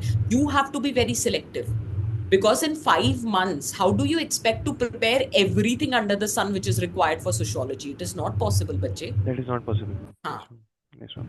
एंड मैम ऑल्सो कि हमें पेपर वन और पेपर टू का अगर हम होलिस्टिक अप्रोच रखते हैं प्रिपेयर करने का, suppose I have personally completed the reserve for the three main thinkers, and then I have also completed the social stratification from the blue Olympus, and after that shall I approach another chapter of paper one, or shall I cover the paper two का similar जो analogical way नहीं में, नहीं so that नहीं holistically वो cover नहीं हो? नहीं नहीं नहीं, do paper one. Paper one पहले करो। बस इतना हो सकता है कि जब पेपर वन का आप फैमिली कर रहे हो, रिलीजन कर रहे हो, पॉलिटिक्स कर रहे हो, तो आप पेपर टू के साथ में कर सकते हो, वो किया जा सकता है। बट जब तक आपने यूनिट वन टू थ्री ये सब तो करना पड़ेगा ना। पेपर टू मैम अभी जबरदस्ती नहीं शुरू करो। पेपर टू बस तब मैच कर सकते हो जब रिलीजन पेपर वन में कर रहे हो तो पेपर टू में भी कर लो। ओके। जब पेपर वन में फैमिली कर रहे हो, किनशिप कर रहे हो, तो पेपर टू में भी कर लो। ये करा ओके जा सकता है, this much can ma'am, be. मतलब मैंने वहां से ना किनशिप कवर कर लिया, चैप्टर 1 to 5 आई हैव हाँ ऑलरेडी कंप्लीटेड हाँ, फ्रॉम तो फ्रॉम द फिर ठीक पेपर है, वन, तब तब so you can then switch to paper two. हाँ, तब कर सकते हैं। हाँ ओके ओके हाँ, ओके। ठीक एंड है। Ma'am approximate time, sorry ma'am just last question, ma'am approximate timeline कितना रहना चाहिए एक नवंबर एंड तक सब खत्म हो जाना चाहिए, with answer writing, PYQs, note making, value addition. नवंबर एंड, बहुत हुआ तो दिसंबर मिड, उसके बियॉन्ड नहीं जाना चाहिए। Ma'am if we are working professional तो बहुत मुश्किल है। मुश्किल तो कोई बात नहीं, ऐसा कोई दिक्कत नहीं है। फिर ये है कि थोड़ा टाइम मैनेजमेंट करेंगे, थोड़े सिलेक्टिव हो जाएंगे। फिर हम हर पीवाईक्यू को डिटेल में लिखने की बजाय कुछ पीवाईक्यू लिखेंगे और कुछ के फ्रेमवर्क्स बनाएंगे। हर टॉपिक के अंडरस्टूड नोट्स नहीं बनाएंगे, सिर्फ उन टॉपिक्स के नोट्स बनाएंगे जिनका आरओआई ज्यादा है, रिटर्न ऑन इन्वेस्टमेंट। हाँ, तब वो अंडरस्टूड मैम, करेंगे। Thank you thank you. Okay okay. Ma'am, चलो। I have a question, please. हाँ हाँ I've started sociology from today itself, हाँ हाँ। and I would like to know in what amount of time and what should be the sequence that I should I think I complete. Have answered that. मतलब कब देना है attempt, when are you planning Maybe your attempt? I'm planning my attempt in 27, and I study full time. हाँ, तो दिसंबर। December end तक I have to finish the entire subject along yes with answer writing. Yes, 110%। इससे भी अगर बहुत मतलब नहीं हो पा रहा है, बहुत ओवरवेलमिंग हो रहा है, तो एटलीस्ट मेक श्योर करो पेपर वन हो जाए और पेपर टू का सेक्शन ए सेक्शन बी हो जाए। मैम MSP 75 में 5 यूनिट्स के बाद ज्वाइन कर सकता हूँ क्या? हाँ हाँ, कभी भी कर सकते हो, whenever you are comfortable. Actually, I'm planning to join this batch itself since previous हाँ batch के enrollments बंद हो गए हैं and you're not हाँ planning another batch. हाँ And आपने बोला था कि 2 महीने तक in the chat itself you said हाँ I हाँ think हाँ prepare for हाँ। 2 months and नहीं, then कोई दिक्कत नहीं है, आप बाद में ज्वाइन कर लेना। I will tell the team, just tell me what's your name. my name is Praful, ma'am, Praful ठीक Tripathi. है प्रफुल्ल, अगर ऐसा कुछ भी होता है आई जस्ट, अगर एडमिशन फुल भी हो गए तो भी बस मुझे एक मतलब मुझे याद दिला देना इस I am कॉन्वर्सेशन का। actually already planning to pay in the admission fees itself and I have already told जो आपने नंबर दिया था I already contacted अच्छा, them regarding this. नहीं तो कोई बात नहीं, अगर आप बाद में भी लिखोगे हम सब इवेलुएट कराएंगे। I will give you the mentorship, तो उसकी चिंता मत करो। Sure, ma'am. What do is it at your own pace. हाँ can you please tell me in how much time should I finish what units? I mean, paper one should यार, be देखो completed. थोड़ा सा ये तो आप पे depend करता है कि आपको कितना टाइम लग रहा है, but I Yeah. Would say don't rush with respect to unit four. Unit four rush नहीं होना चाहिए, थिंकर्स का है, ठीक है। Okay. Okay. आप for a time being unit two और यूनिट थ्री को होल्ड पे रख सकते हो। आप यूनिट वन कर लो, फिर आप यूनिट फोर कर लेना, फिर आप यूनिट टू एंड थ्री कर लेना। और यूनिट फोर को अगर आपका 1 मंथ भी लग जाए तो चलेगा, Okay, ma'am. क्योंकि थिंकर पे कॉम्प्रोमाइज नहीं कर सकते। अगर एक बार नहीं समझ आया तो फिर कभी समझ नहीं आता। तो And अगर यूनिट, हाँ नहीं please continue. हाँ, तो बस थिंकर वाले पे आप 1 मंथ भी लोगे तो मेरे को चलेगा, बट उसके बियॉन्ड फिर यूनिट्स एक एक हफ्ते में खत्म हो जाना चाहिए। ठीक है, I should start answer writing after these 4 units are done. हाँ हाँ, फर्स्ट सेकंड थर्ड फोर्थ हो जाए, you can start the answer writing and keep your target 2 months, not beyond that. किसी Sure. भी Thank सूरत you. में beyond 2 months नहीं जाना चाहिए। Okay. Okay, now another question that we have is it possible to be mains ready by December if I start from tomorrow? नहीं यार, नहीं हो पाएगा। उसका रीजन है, आई विल बी वेरी ऑनेस्ट, अभी तो फाउंडेशन ही नहीं किया यार, तो मेंस रेडी कैसे होगे जब तक पॉलिटी, इकोनॉमी, हिस्ट्री, ज्योग्राफी। नहीं नहीं, एक सेकेंड, मेंस रेडी किसके लिए पूछ रहे हो? ऑप्शनल के लिए या ओवरऑल मेंस रेडी? मुझे ये जवाब Hello, दो। ma'am. Hello, हाँ जी, ma'am. हाँ हाँ। Ma'am, I have done paper one complete 2-3 times, but I did not complete enough paper two. Do you have an impact in paper one writing when I am writing answer in paper one? नहीं नहीं, absolutely not. मतलब अगर paper 2 नहीं किया है, so you are asking me any impact on paper 1 answer writing? हाँ okay. Yeah, there would be some topics in which, let us say, you need some examples from paper 2, but that is okay. For time being, it can be left. You can just make a star and do the value addition. जैसे M N Srinivas का कोई study है, वो आपको help कर रहा है paper 1 के किसी पोर्शन में, आप एम एन श्रीनिवास वाला वो मॉडल आंसर से लेके वहां पे वैल्यू एडिशन कर लो। जब पेपर 2 में you will study M N Srinivas, you will be able to correlate. But ऐसा कुछ नहीं है दैट अगर पेपर 2 नहीं करा है तो पेपर 1 की आंसर राइटिंग में there is no major impact. और मैम बट बैच अगर पेपर 1 नहीं किया है तो पेपर 2 की आंसर राइटिंग में there could be a very ma'am significant impact. मैंने सेल्फ में किया था, मतलब इट सेल्फ प्रिपेयर किया था सोशियोलॉजी और स्लीपी क्लासेस से, और मैंने आंसर खुद लिखा है चैट जीपीटी से, मतलब इवैल्यूएट किया। इस बार मैंने आपका बैच ज्वाइन किया हूँ, तो उसमें बैच 2 और 3 में सिमिलर शेड्यूल है ना? हाँ हाँ हाँ, नहीं नहीं, सबका शेड्यूल सेम है, शेड्यूल हम चेंज नहीं कर रहे। हाँ हाँ, मैं मतलब नवंबर तक खत्म हो जाएगा। हाँ हाँ हाँ, हाँ, तो मैं मैम यही सोच रहा था कि अगर नवंबर तक हो जाएगा तो फिर से मैं और एक रिवीजन लेने के लिए, तो इसीलिए मैंने। हाँ नहीं नहीं, नवंबर एंड तक हो जाएगा। ओके मैम, और कुछ वैल्यू एडिशन के लिए आप नोट्स देंगे ना? हाँ मतलब हाँ हाँ हाँ, 4 टॉपिक्स हैं, research methodology, stratification, religion and political, मतलब पावर वाला जो टॉपिक है हाँ पेपर 1 का, उस पे। हाँ। और मैम मैं बोल रहा था कि मेरा ये एक रिक्वेस्ट है कि मेरा PYQ बुक जो है ना पहले से है, तो मेरे को माइंड में आता है कि शायद ये पेपर सारी बातें प्लीज उस फोन नंबर पे कर लो, because I am not dealing with this. तो उस फोन पे कॉल करके जो भी बुक रिलेटेड, जो भी कंसेशन रिलेटेड, जो भी ये सारी बातें, ये उस वहां पे कर लेते हैं। Okay okay, thank you okay, चलो। Ma'am.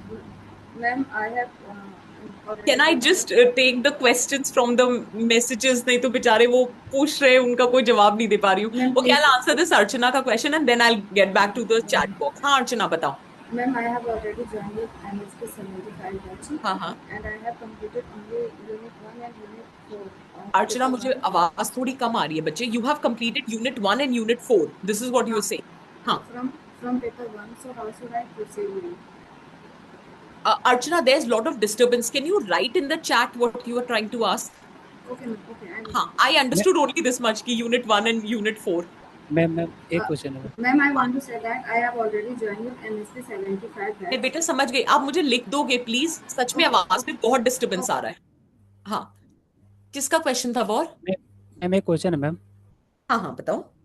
Ma'am paper 1 paper 2 complete कर लिया, आपसे क्लास जो लिए थे सोशियोलॉजी ठीक है, कंप्लीट हो गया, ठीक है। बट कभी हम लिखे नहीं है, आंसर ठीक राइटिंग है, का भी प्रैक्टिस नहीं किया और रिवीजन थोड़ा शायद नहीं है, वो अच्छा से हाँ, नहीं हो पाया है। ठीक है, ठीक ठीक तो है। मेरा ये क्वेश्चन है कि अब कल से स्टार्ट करते हैं रिवीजन स्टार्ट, ठीक है, हाँ, ऑप्शनल, तो दिसंबर तक आंसर राइटिंग और शॉर्ट नोट वगैरह सब कंप्लीट हो जा सकता है? आराम से। पूरी फाउंडेशन क्लास हो रखी है, तो अब तो कुछ बचा ही नहीं, अब तो सिर्फ रिवाइज और आंसर राइटिंग करनी है। मैम साथ में वो जीएस भी करना है। तो उससे कोई फर्क नहीं पड़ता, तो दिन डिवाइड कर लो, 3 दिन सोशो कर लो, 4 दिन जीएस कर लो।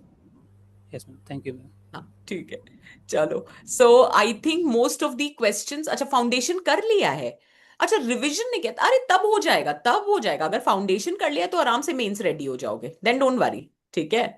सो another question, ma'am, I have already completed my syllabus, written PYQs in my earlier attempts. Now I just have August month to do sociology answer writing. Could you please tell me how to utilize this limited time? हाँ सोनी, कोई भी market से full length test उठा लो sociology के और पूरा course revise करो और फुल लेंथ टेस्ट दे दो। अगर मार्केट से नहीं उठाना है तो रैंडम पेपर्स उठा लो, 25 का यूपीएससी पेपर उठा लो, 23 का उठा लो, 21 का उठा लो, कोई भी उठा लो, और वो पूरा पेपर 1 रिवाइज करो, right the full length, paper 2 revise करो, राइट द फुल लेंथ। आराम से 15-15 दिन का टाइम लो और फुल लेंथ लिखो, 1 महीने में पूरा सोशियोलॉजी रिवाइज, क्योंकि ऑलरेडी आप पहले अटेम्प्ट्स दे चुके हो, तो डोंट वरी फॉर दिस, आराम से 1 महीने में हो सकता है। ठीक है। Abhishek, ma'am, I've done foundational course from other, but nothing is. Will this MSP be helpful? बेटा ये सोशियोलॉजी के लिए, हाँ यार, क्योंकि देखो अगर नोट्स कंसोलिडेट नहीं भी हुए हैं तो टॉपिक वाइज अब तो पढ़ोगे। ऐसे क्या होता है ना, जब खुद से पढ़ाई करते हैं सब थिंकर तो बड़े जोश में पढ़ लेते हैं, यूनिट 1 2 3 6 ये सब छोड़ देते हैं, क्यों? उनका मन नहीं है, नोट्स नहीं है। ऐसे क्या होगा, झक मार के पढ़ोगे, क्योंकि हम स्टार्ट ही यूनिट 1 से कर रहे हैं, तुमको पढ़ना ही पड़ेगा, तुमको यूनिट 2 पढ़ना ही पड़ेगा, यू नो अदर चॉइस। फिर जहां जहां तुम्हें नोट्स में कमी लगेगी वहां पे एक एक्स्ट्रा शीट ऐड करेंगे और वैल्यू एडिशन कर देंगे, इसी बहाने हो जाएगा, मुझे ऐसा लगता है। ठीक है, okay. Tanisha ma'am, how should we evaluate our answers when, बेटा मैंने ये बता दिया ना तनीषा, मैंने बताया था ना वो डायमेंशंस, क्या कॉन्टेक्स्ट है, क्या कंटेंट है, क्या स्ट्रक्चर है, क्या प्रेजेंटेशन है, ये 4 क्राइटेरियाज पे इवैल्यूएट कर लो। ठीक है ma'am, from this week only have started the preparation for sociology, I want to जो, नहीं बेटा नहीं नहीं, अभी नहीं, अभी तो सोशियो स्टार्ट किया है, इतनी जल्दी एमएसपी नहीं बनता, ये वाकई ओवरवेलमिंग हो जाएगा। ठीक है, ऐसे नहीं देख, आई वुड नॉट से नेवर वाली बात है, अगर वाकई ही डिमांड हुई तो हम सितंबर 10th या 15 तक एक बैच और लॉन्च कर देंगे। अगर, बिकॉज अभी इन 2 बैचेस की डिमांड थी, इनफैक्ट पहले बैच हमें एक ही बैच लॉन्च करना था, बट उसमें बहुत डिमांड आ गई तो हमें ये बैच लॉन्च करना पड़ा। अगर वाकई कंसिडरेबल डिमांड होगी तो हम 10th 15 सितंबर तक एक और बैच लॉन्च कर देंगे। बट सिर्फ इस चक्कर में कि अभी 2 महीने चाहिए हम अभी से ज्वाइन कर ले, तो अभी तो बिल्कुल ही स्टार्ट किए हो, कुछ भी नहीं पढ़ा है, तो नहीं अभी तो नहीं बनता, बहुत डिफिकल्ट हो जाएगा, जबरदस्ती टेंशन में आ जाओगे। ठीक है, how to manage time between daily answer writing of GS and optional, कैसे कर सकते हैं मैनेज, मेरे हिसाब से तो दिन डिवाइड कर लो, ये डिपेंड करता है कि सोशियोलॉजी पढ़ने में कितना समय लग रहा है। जैसे मैंने आज ही मैं एक स्टूडेंट से बात कर रही थी, मेंटरशिप कॉल थी, तो उसने मुझे बोला उसमें 5-6 घंटे लगते हैं मिनिमम, नहीं तो उसको लगता नहीं है उसने बहुत इफेक्टिव सोशियोलॉजी पढ़ी है।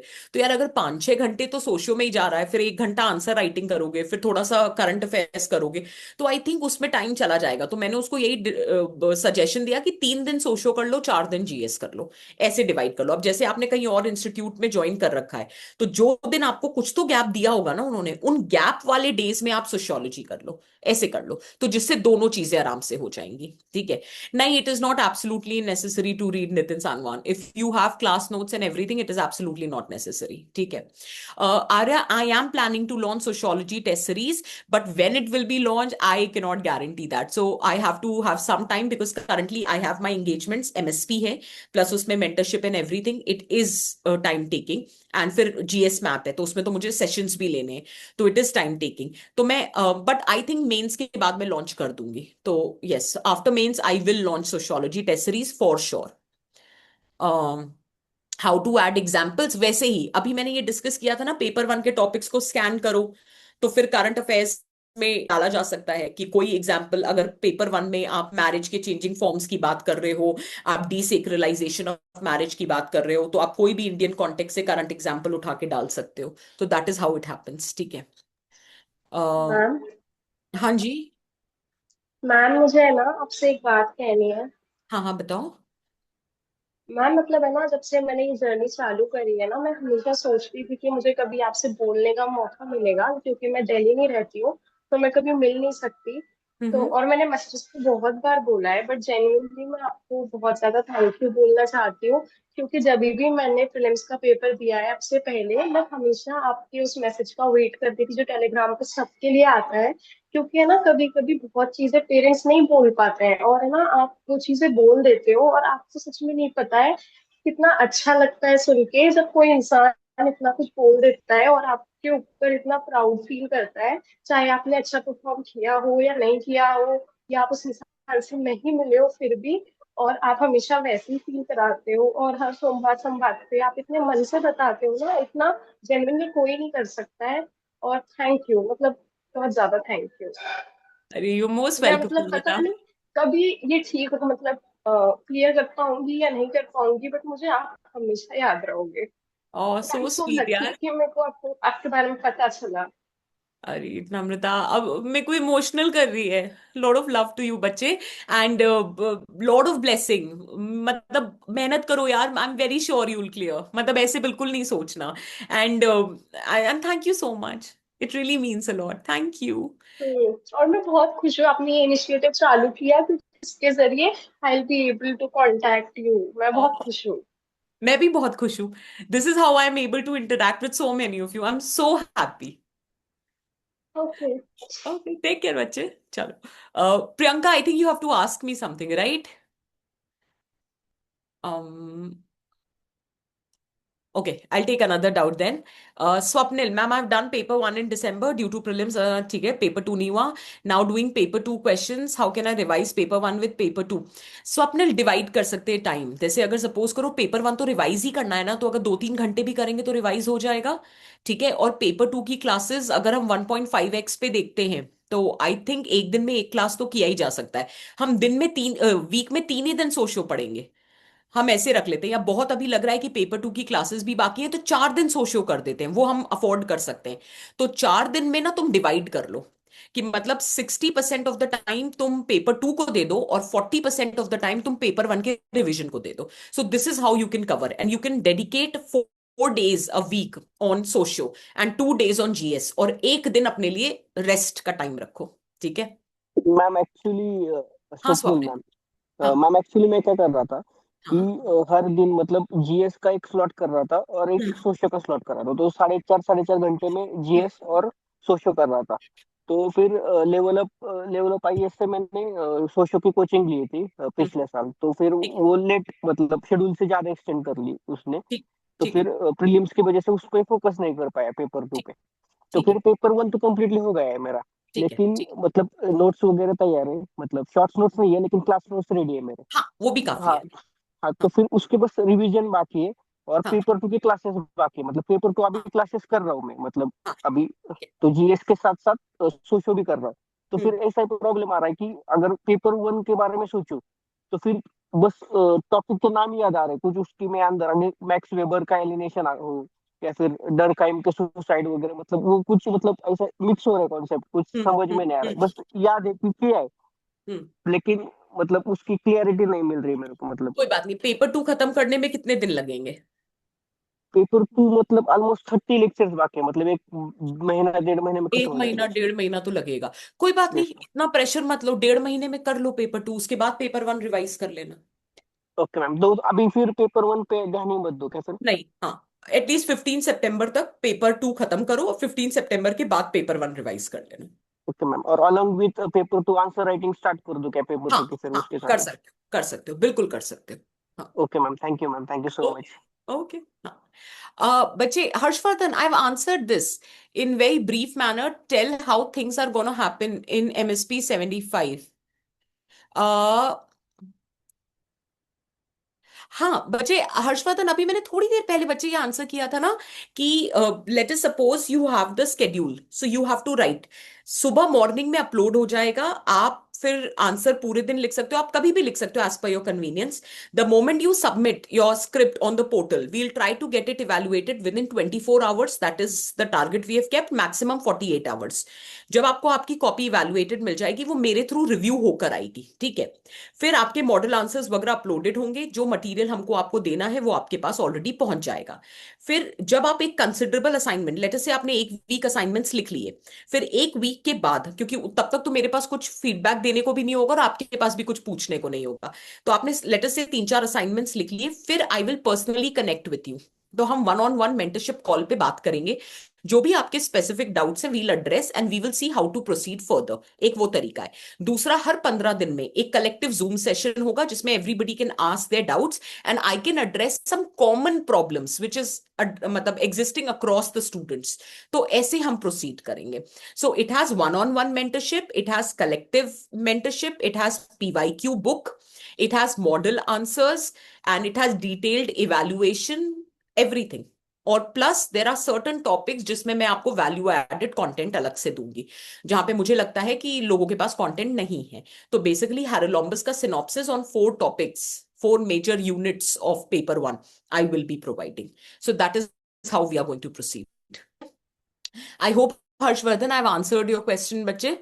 Yes, uh, absolutely, ma'am. Just can I take 1 second of your time? 1 हाँ minute. हाँ बताओ. All right. So, ma'am, I have completed the classes from Vision itself for paper 1, paper 2, both of them. And I was thinking ki before starting with the whole 3rd of August program, so can we also simultaneously write the Vision IS test that was uploaded as the assignment? हाँ So हाँ that will also matlab, help me get back into the हाँ, whole. बिल्कुल कर सकते हो, बिल्कुल कर सकते All हो. right. Okay, then. Thank you so much, ma'am. Most welcome. Uh, Yeah, mostly I'm available on YouTube every Monday, but this Monday I will not be available क्योंकि मेरा GS मैप का पहला सेशन है, तो ethics answer writing session है, but I think I make it live on YouTube, तो हाँ हम इंटरेक्ट कर लेंगे। ठीक है। And hello ma'am ma'am. I, हाँ जी, कोई क्वेश्चन है किसी का? हाँ यस मैम। हाँ हाँ बताओ। Ma'am actually I started I mean in chat I asked the question just last week I started the preparation so I can't join the batch. हाँ So can I get the books regarding that batch ma'am without joining the batch? हाँ हाँ, you can order it from the website, you will get the book. Okay, that is what I need. हाँ, it is already अच्छा available on the website also and Flipkart also, so you can अच्छा order the books. हाँ हाँ। Ma'am कौन सा book just for 1 second? See, mind map book, pay for paper one, PYQ book, it is already there. जो mind map paper 2 की book है, that will be launched after 12 days. Okay, thank you ma'am. Okay, most welcome. Yeah, Dia, you want to ask something, बच्चे? Yes, ma'am. Hello, ma'am. I Hi. just wanted to ask that I study around 6 to 7 hours per day, and I try to go even more than that. But even then, I feel like I'm not doing enough, and I cannot see syllabus being covered every day, and progress is not that visible right now. So, what can I do for that? Because it doesn't feel satisfying if I don't feel like I have covered something today. Try to keep your target small. अभी मुझे ऐसा लग रहा है we are keeping over ambitious targets beyond our capacity. Everyone there has different capacity. Some people can study 12 hours, somebody can 10, somebody 6, 8. Everybody has different number of hours. Dusra, productivity in those hours is also very different. Some people can be very productive in 6 hours and some people can't be productive even in 12 hours. So everything varies. Try to keep small targets at least for initial 10-15 days. अभी जैसे suppose करो कल से अपने targets थोड़े कम कर लो, जब achieve होने लग जाएंगे ना, थोड़ा सा कॉन्फिडेंस आ जाएगा, फिर धीरे से टारगेट बढ़ा देना। तो वो जो सेल्फ डाउट मोड है या प्रिपरेशन होती हुई नहीं दिख रही है, कॉन्क्रीट नहीं दिख रही है, वो प्रॉब्लम सॉल्व होने लग जाएंगी, मुझे ऐसा लगता है। Okay, Ma'am, ma'am. Most welcome. चलो next ma'am, question. actually, I mean, another question. Actually, many batches are starting last month and this month, ma'am, in Vision. हाँ हाँ So, for regarding, I mean, I don't know in future what will happen, but I am not answering any yeah, question no, related to Vision. हाँ no. I think regarding your mentorship, we need more mentorship from you, ma'am. So, uh, I mean, by now we can't join these batches. So, in future also, please continue these batches so that we can contact you. That is अच्छा what I. वो, अच्छा हाँ वो ठीक है, वो ठीक है, बट विजन से रिलेटेड मैं कोई No, no, जवाब no, no. Not at all. ठीक है। ओके। सो एक नेक्स्ट क्वेश्चन है, मैंने यहाँ से सोशियोलॉजी की क्लासेस की थी, क्लास नोट्स काफी होंगे पेपर, बेटा ये मैं कैसे बता दूं प्रियंका, ये तो आप बताओगे। अगर आपने किसी और इंस्टीट्यूट से किया है तो ये आपको देखना पड़ेगा कि आपके पीवाईक्यू सॉल्व हो रहे हैं कि नहीं। अगर हो रहे हैं तो क्लास नोट्स काफी है, नहीं हो रहे तो वैल्यू एडिशन कर लो, चिंता नहीं करनी है। और देखो यार कहीं से भी करो, थोड़े बहुत नोट्स ऊपर नीचे होते ही हैं, खुद तो मेहनत करनी ही पड़ती है, चाहे जितना भी हम कह लें हमने सब पढ़ा दिया सब पढ़ा दिया, ऐसे होता नहीं है यार, ऑप्शनल में तो स्पेशली, तो थोड़ी तो मेहनत अपनी तरफ से लगेगी। ठीक है ना? हाँ जी, हाँ जी Priyanka. Somebody was asking some question. I think we've answered these questions. Good evening, ma'am. Good evening. Ma'am, I'm from Kashmir, ma'am. I have seen you, ma'am, and learned from you from past many years. It was you whom I have watched on the YouTube sessions related to essay writing and the sociology optional also. And ma'am, I want to thank you for that because those sessions have really helped me to, write good essays. And I have given my this state PSC exam, and I have scored very well in that. Oh, Ma'am, my question was related to the sociology optional. hmm, I gave my second attempt last year, okay. and ma'am, I scored drastically well. I can say in the paper one, but Mhm. not so good in paper two. And also, ma'am, I have made my first like class notes. Out of those notes, I have made my PYQ notes of the sociology optional. But one thing happened that those notes became very bulky. I think Okay. 150 pages for the paper 1 and 120 for paper 2. So right now I am in ये that phase बल्कि like, नहीं है. These are not bulky. oh, okay. These are not Ma'am, right now, bulky. हाँ, बोलो बोलो बोलो बोलो बोलो. right now, ma'am, I am in that phase of my preparation. Like, I want to take a decision regarding my next attempt. Like we are sitting on 1st of August right now, Mhm. and I want to target like 27. Should I do it? And I have a doubt related to joining MSP batch, whether should I join it or not, because I already have made notes, but I haven't revised it well and not written so many tests also. So what should I do? सी अगर तो revise भी नहीं कराए और test भी नहीं लिखे तब तो कर ही सकते हैं, बिकॉज इसी बहाने रिवीजन हो जाएगा, इसी बहाने लिख लोगे. एक तो ये चीज है. अगर नहीं भी ज्वाइन करते हो तो भी मुझे लगता है बिना टाइम वेस्ट किए revision and answer writing start कर दो. जैसे जैसे रिवाइज करोगे, देखो यार दो चीजें हैं, मुझे लगता है ये बहुत ही वर्चुअस साइकिल है. The more you revise the better you will write answer, the more you right answer the better you will understand what is missing in the notes. तो स्लोली एंड ग्रेजुअली नोट्स और ज्यादा consolidate हो जाते हैं, crisp हो जाते हैं, क्योंकि एग्जैक्टली पता चल जाता है कि क्या लिखना है, कितना लिखना है. और अगर क्रिस्प नोट्स होंगे तो रिवीजन जल्दी होगा और कॉन्फिडेंस आएगा आंसर राइटिंग करने का. तो मुझे ऐसा लगता है एमएसपी और no MSP, but revision and answer writing should immediately start. ये मेरा मानना है. Okay, ma'am. Okay. Thank you, ma'am. Most welcome. Ma'am, हाँ जी, hello, somebody ma'am. was asking something. हाँ बताओ, पूछो. Am I audible to you? क्या बच्चे. Ma'am, I have already taken your MSP batch, which is going to start in 3rd of August. हाँ हाँ And I have completed only Unit 1 and Unit 4 of Paper 1. हाँ. So, ma'am, just tell me how should I proceed? See, since you've completed paper 1, I think I did answer this question since you've already No, completed ma'am, paper. I have completed in Paper 1, Unit 1 and Unit 4. हाँ, तो unit And 1 to completed, तो unit 1 का test दे देना. फिर unit 2 unit 3 करा नहीं है तो यूनिट 2 यूनिट 3 टाइम बीइंग के लिए छोड़ देना. फिर जब यूनिट 4 का असाइनमेंट आएगा तो उसको कवर कर लेना. अभी आई थिंक अर्चना आपकी क्लासेस चल रही हैं, आप ये कह रहे हो ना.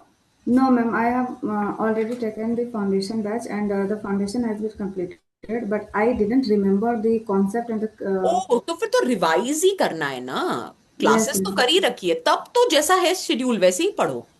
यूनिट 1 रिवाइज करो, यूनिट 1 लिखो, फिर यूनिट 2 रिवाइज करो, यूनिट 2 लिखो.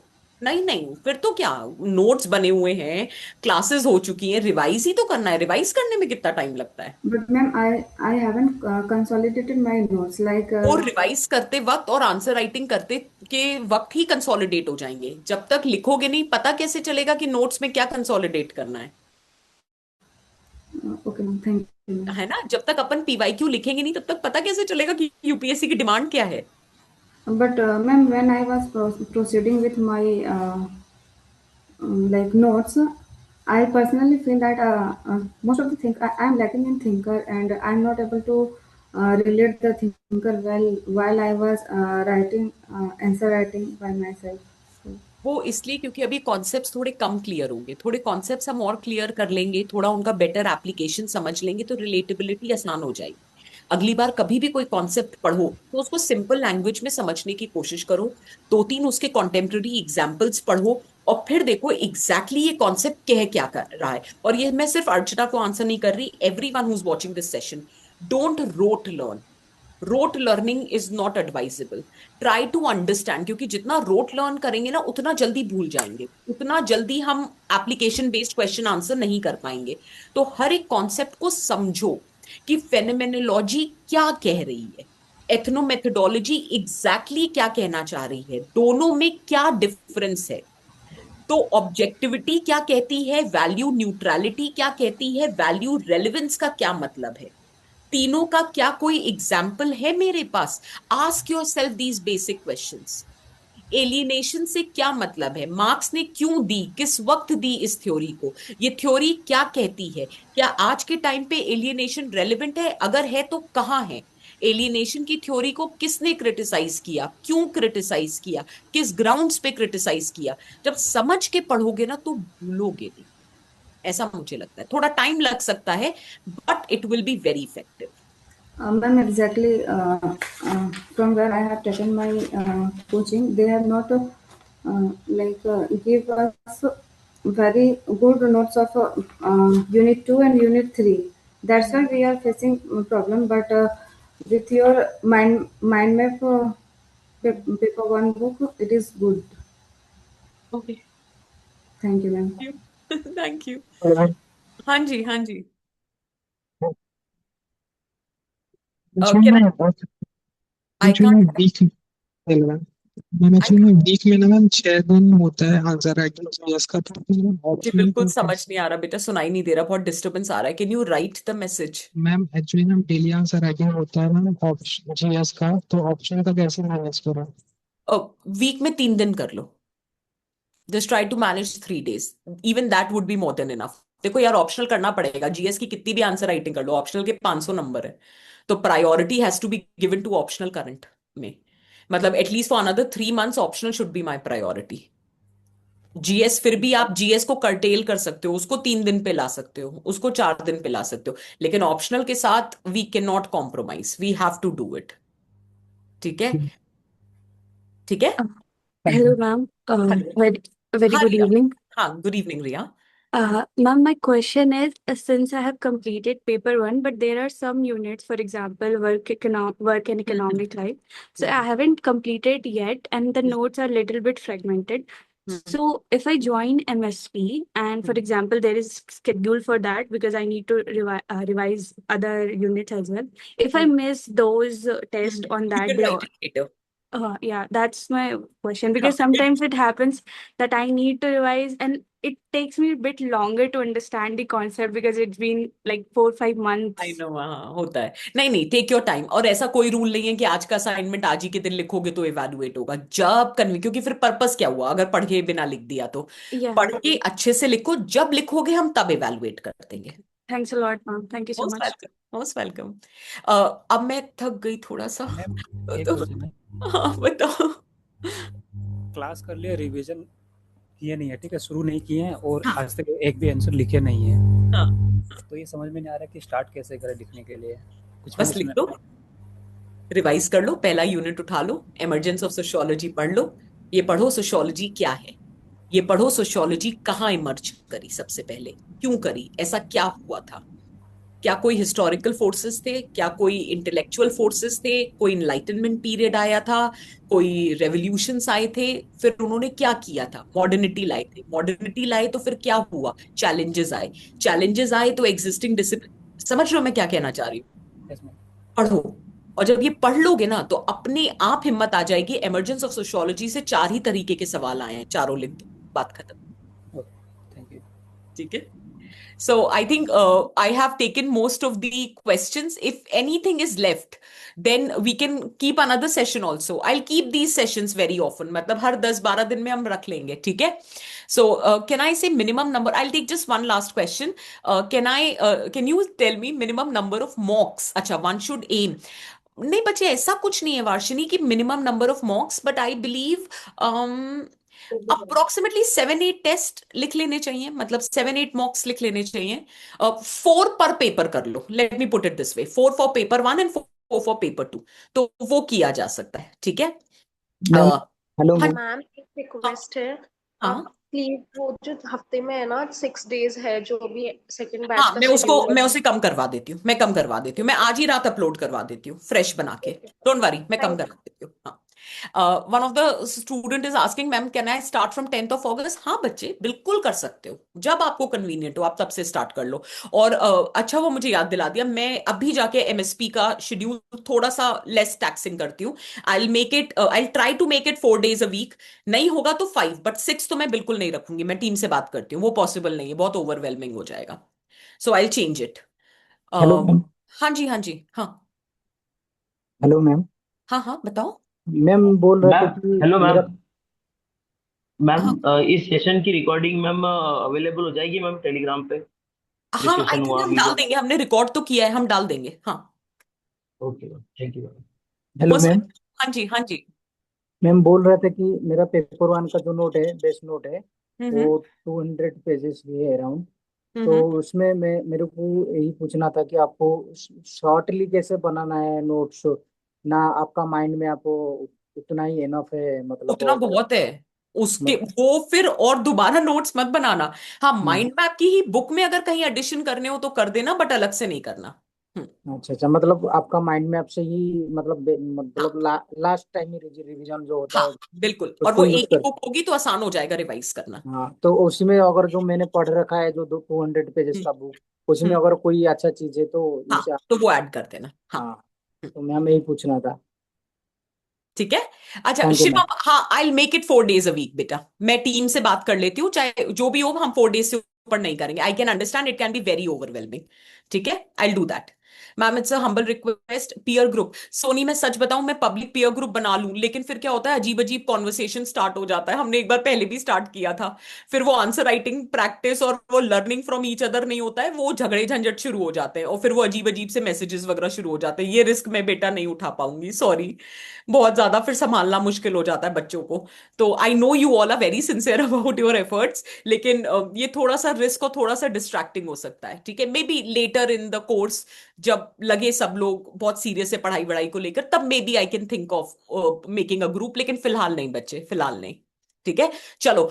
Most welcome and thank you everyone. This session was very engaging, very interactive, and you guys had great questions. And I just hope that whether MSP or not, you please start with your socio answer writing and revision and notes consolidation, because we just don't have time and we cannot stretch it beyond December at any cost, क्योंकि prelims का pressure बहुत बढ़ जाएगा। ठीक है, तनिषा, मैं आपका question ले लेती हूँ। Ma'am, I fail prelims twice, this I sometimes feel this. Okay, how should I read? Tanisha, it's okay बच्चे। I know it is easier said than done, but rank one ने भी तो कितने साल तक प्रीलिम्स ही नहीं क्वालिफाई किया था, जब प्रीलिम्स क्वालिफाई किया तो रैंक आ गई। Take that inspiration. I have seen a lot of good students just waiting to qualify prelims, but they were so mains ready. I still remember I had a senior, she's currently posted in UP at a very high position. She's an IAS officer. First 2 attempt में prelims नहीं हुआ था, और third attempt में prelims clear होते ही double digit rank थी। I think her rank was 56 or 57. And see, तो but that was only possible because she was mains ready. So just be mains ready. The year you qualify prelims, your name should be in the list. Tanisha, that should be the motivational thing for you. Is that clear? So thank you people for this great interactive session, and take care all of you. Lots of love and hope to see you in the course very soon and further interactions. So bye people. Take care.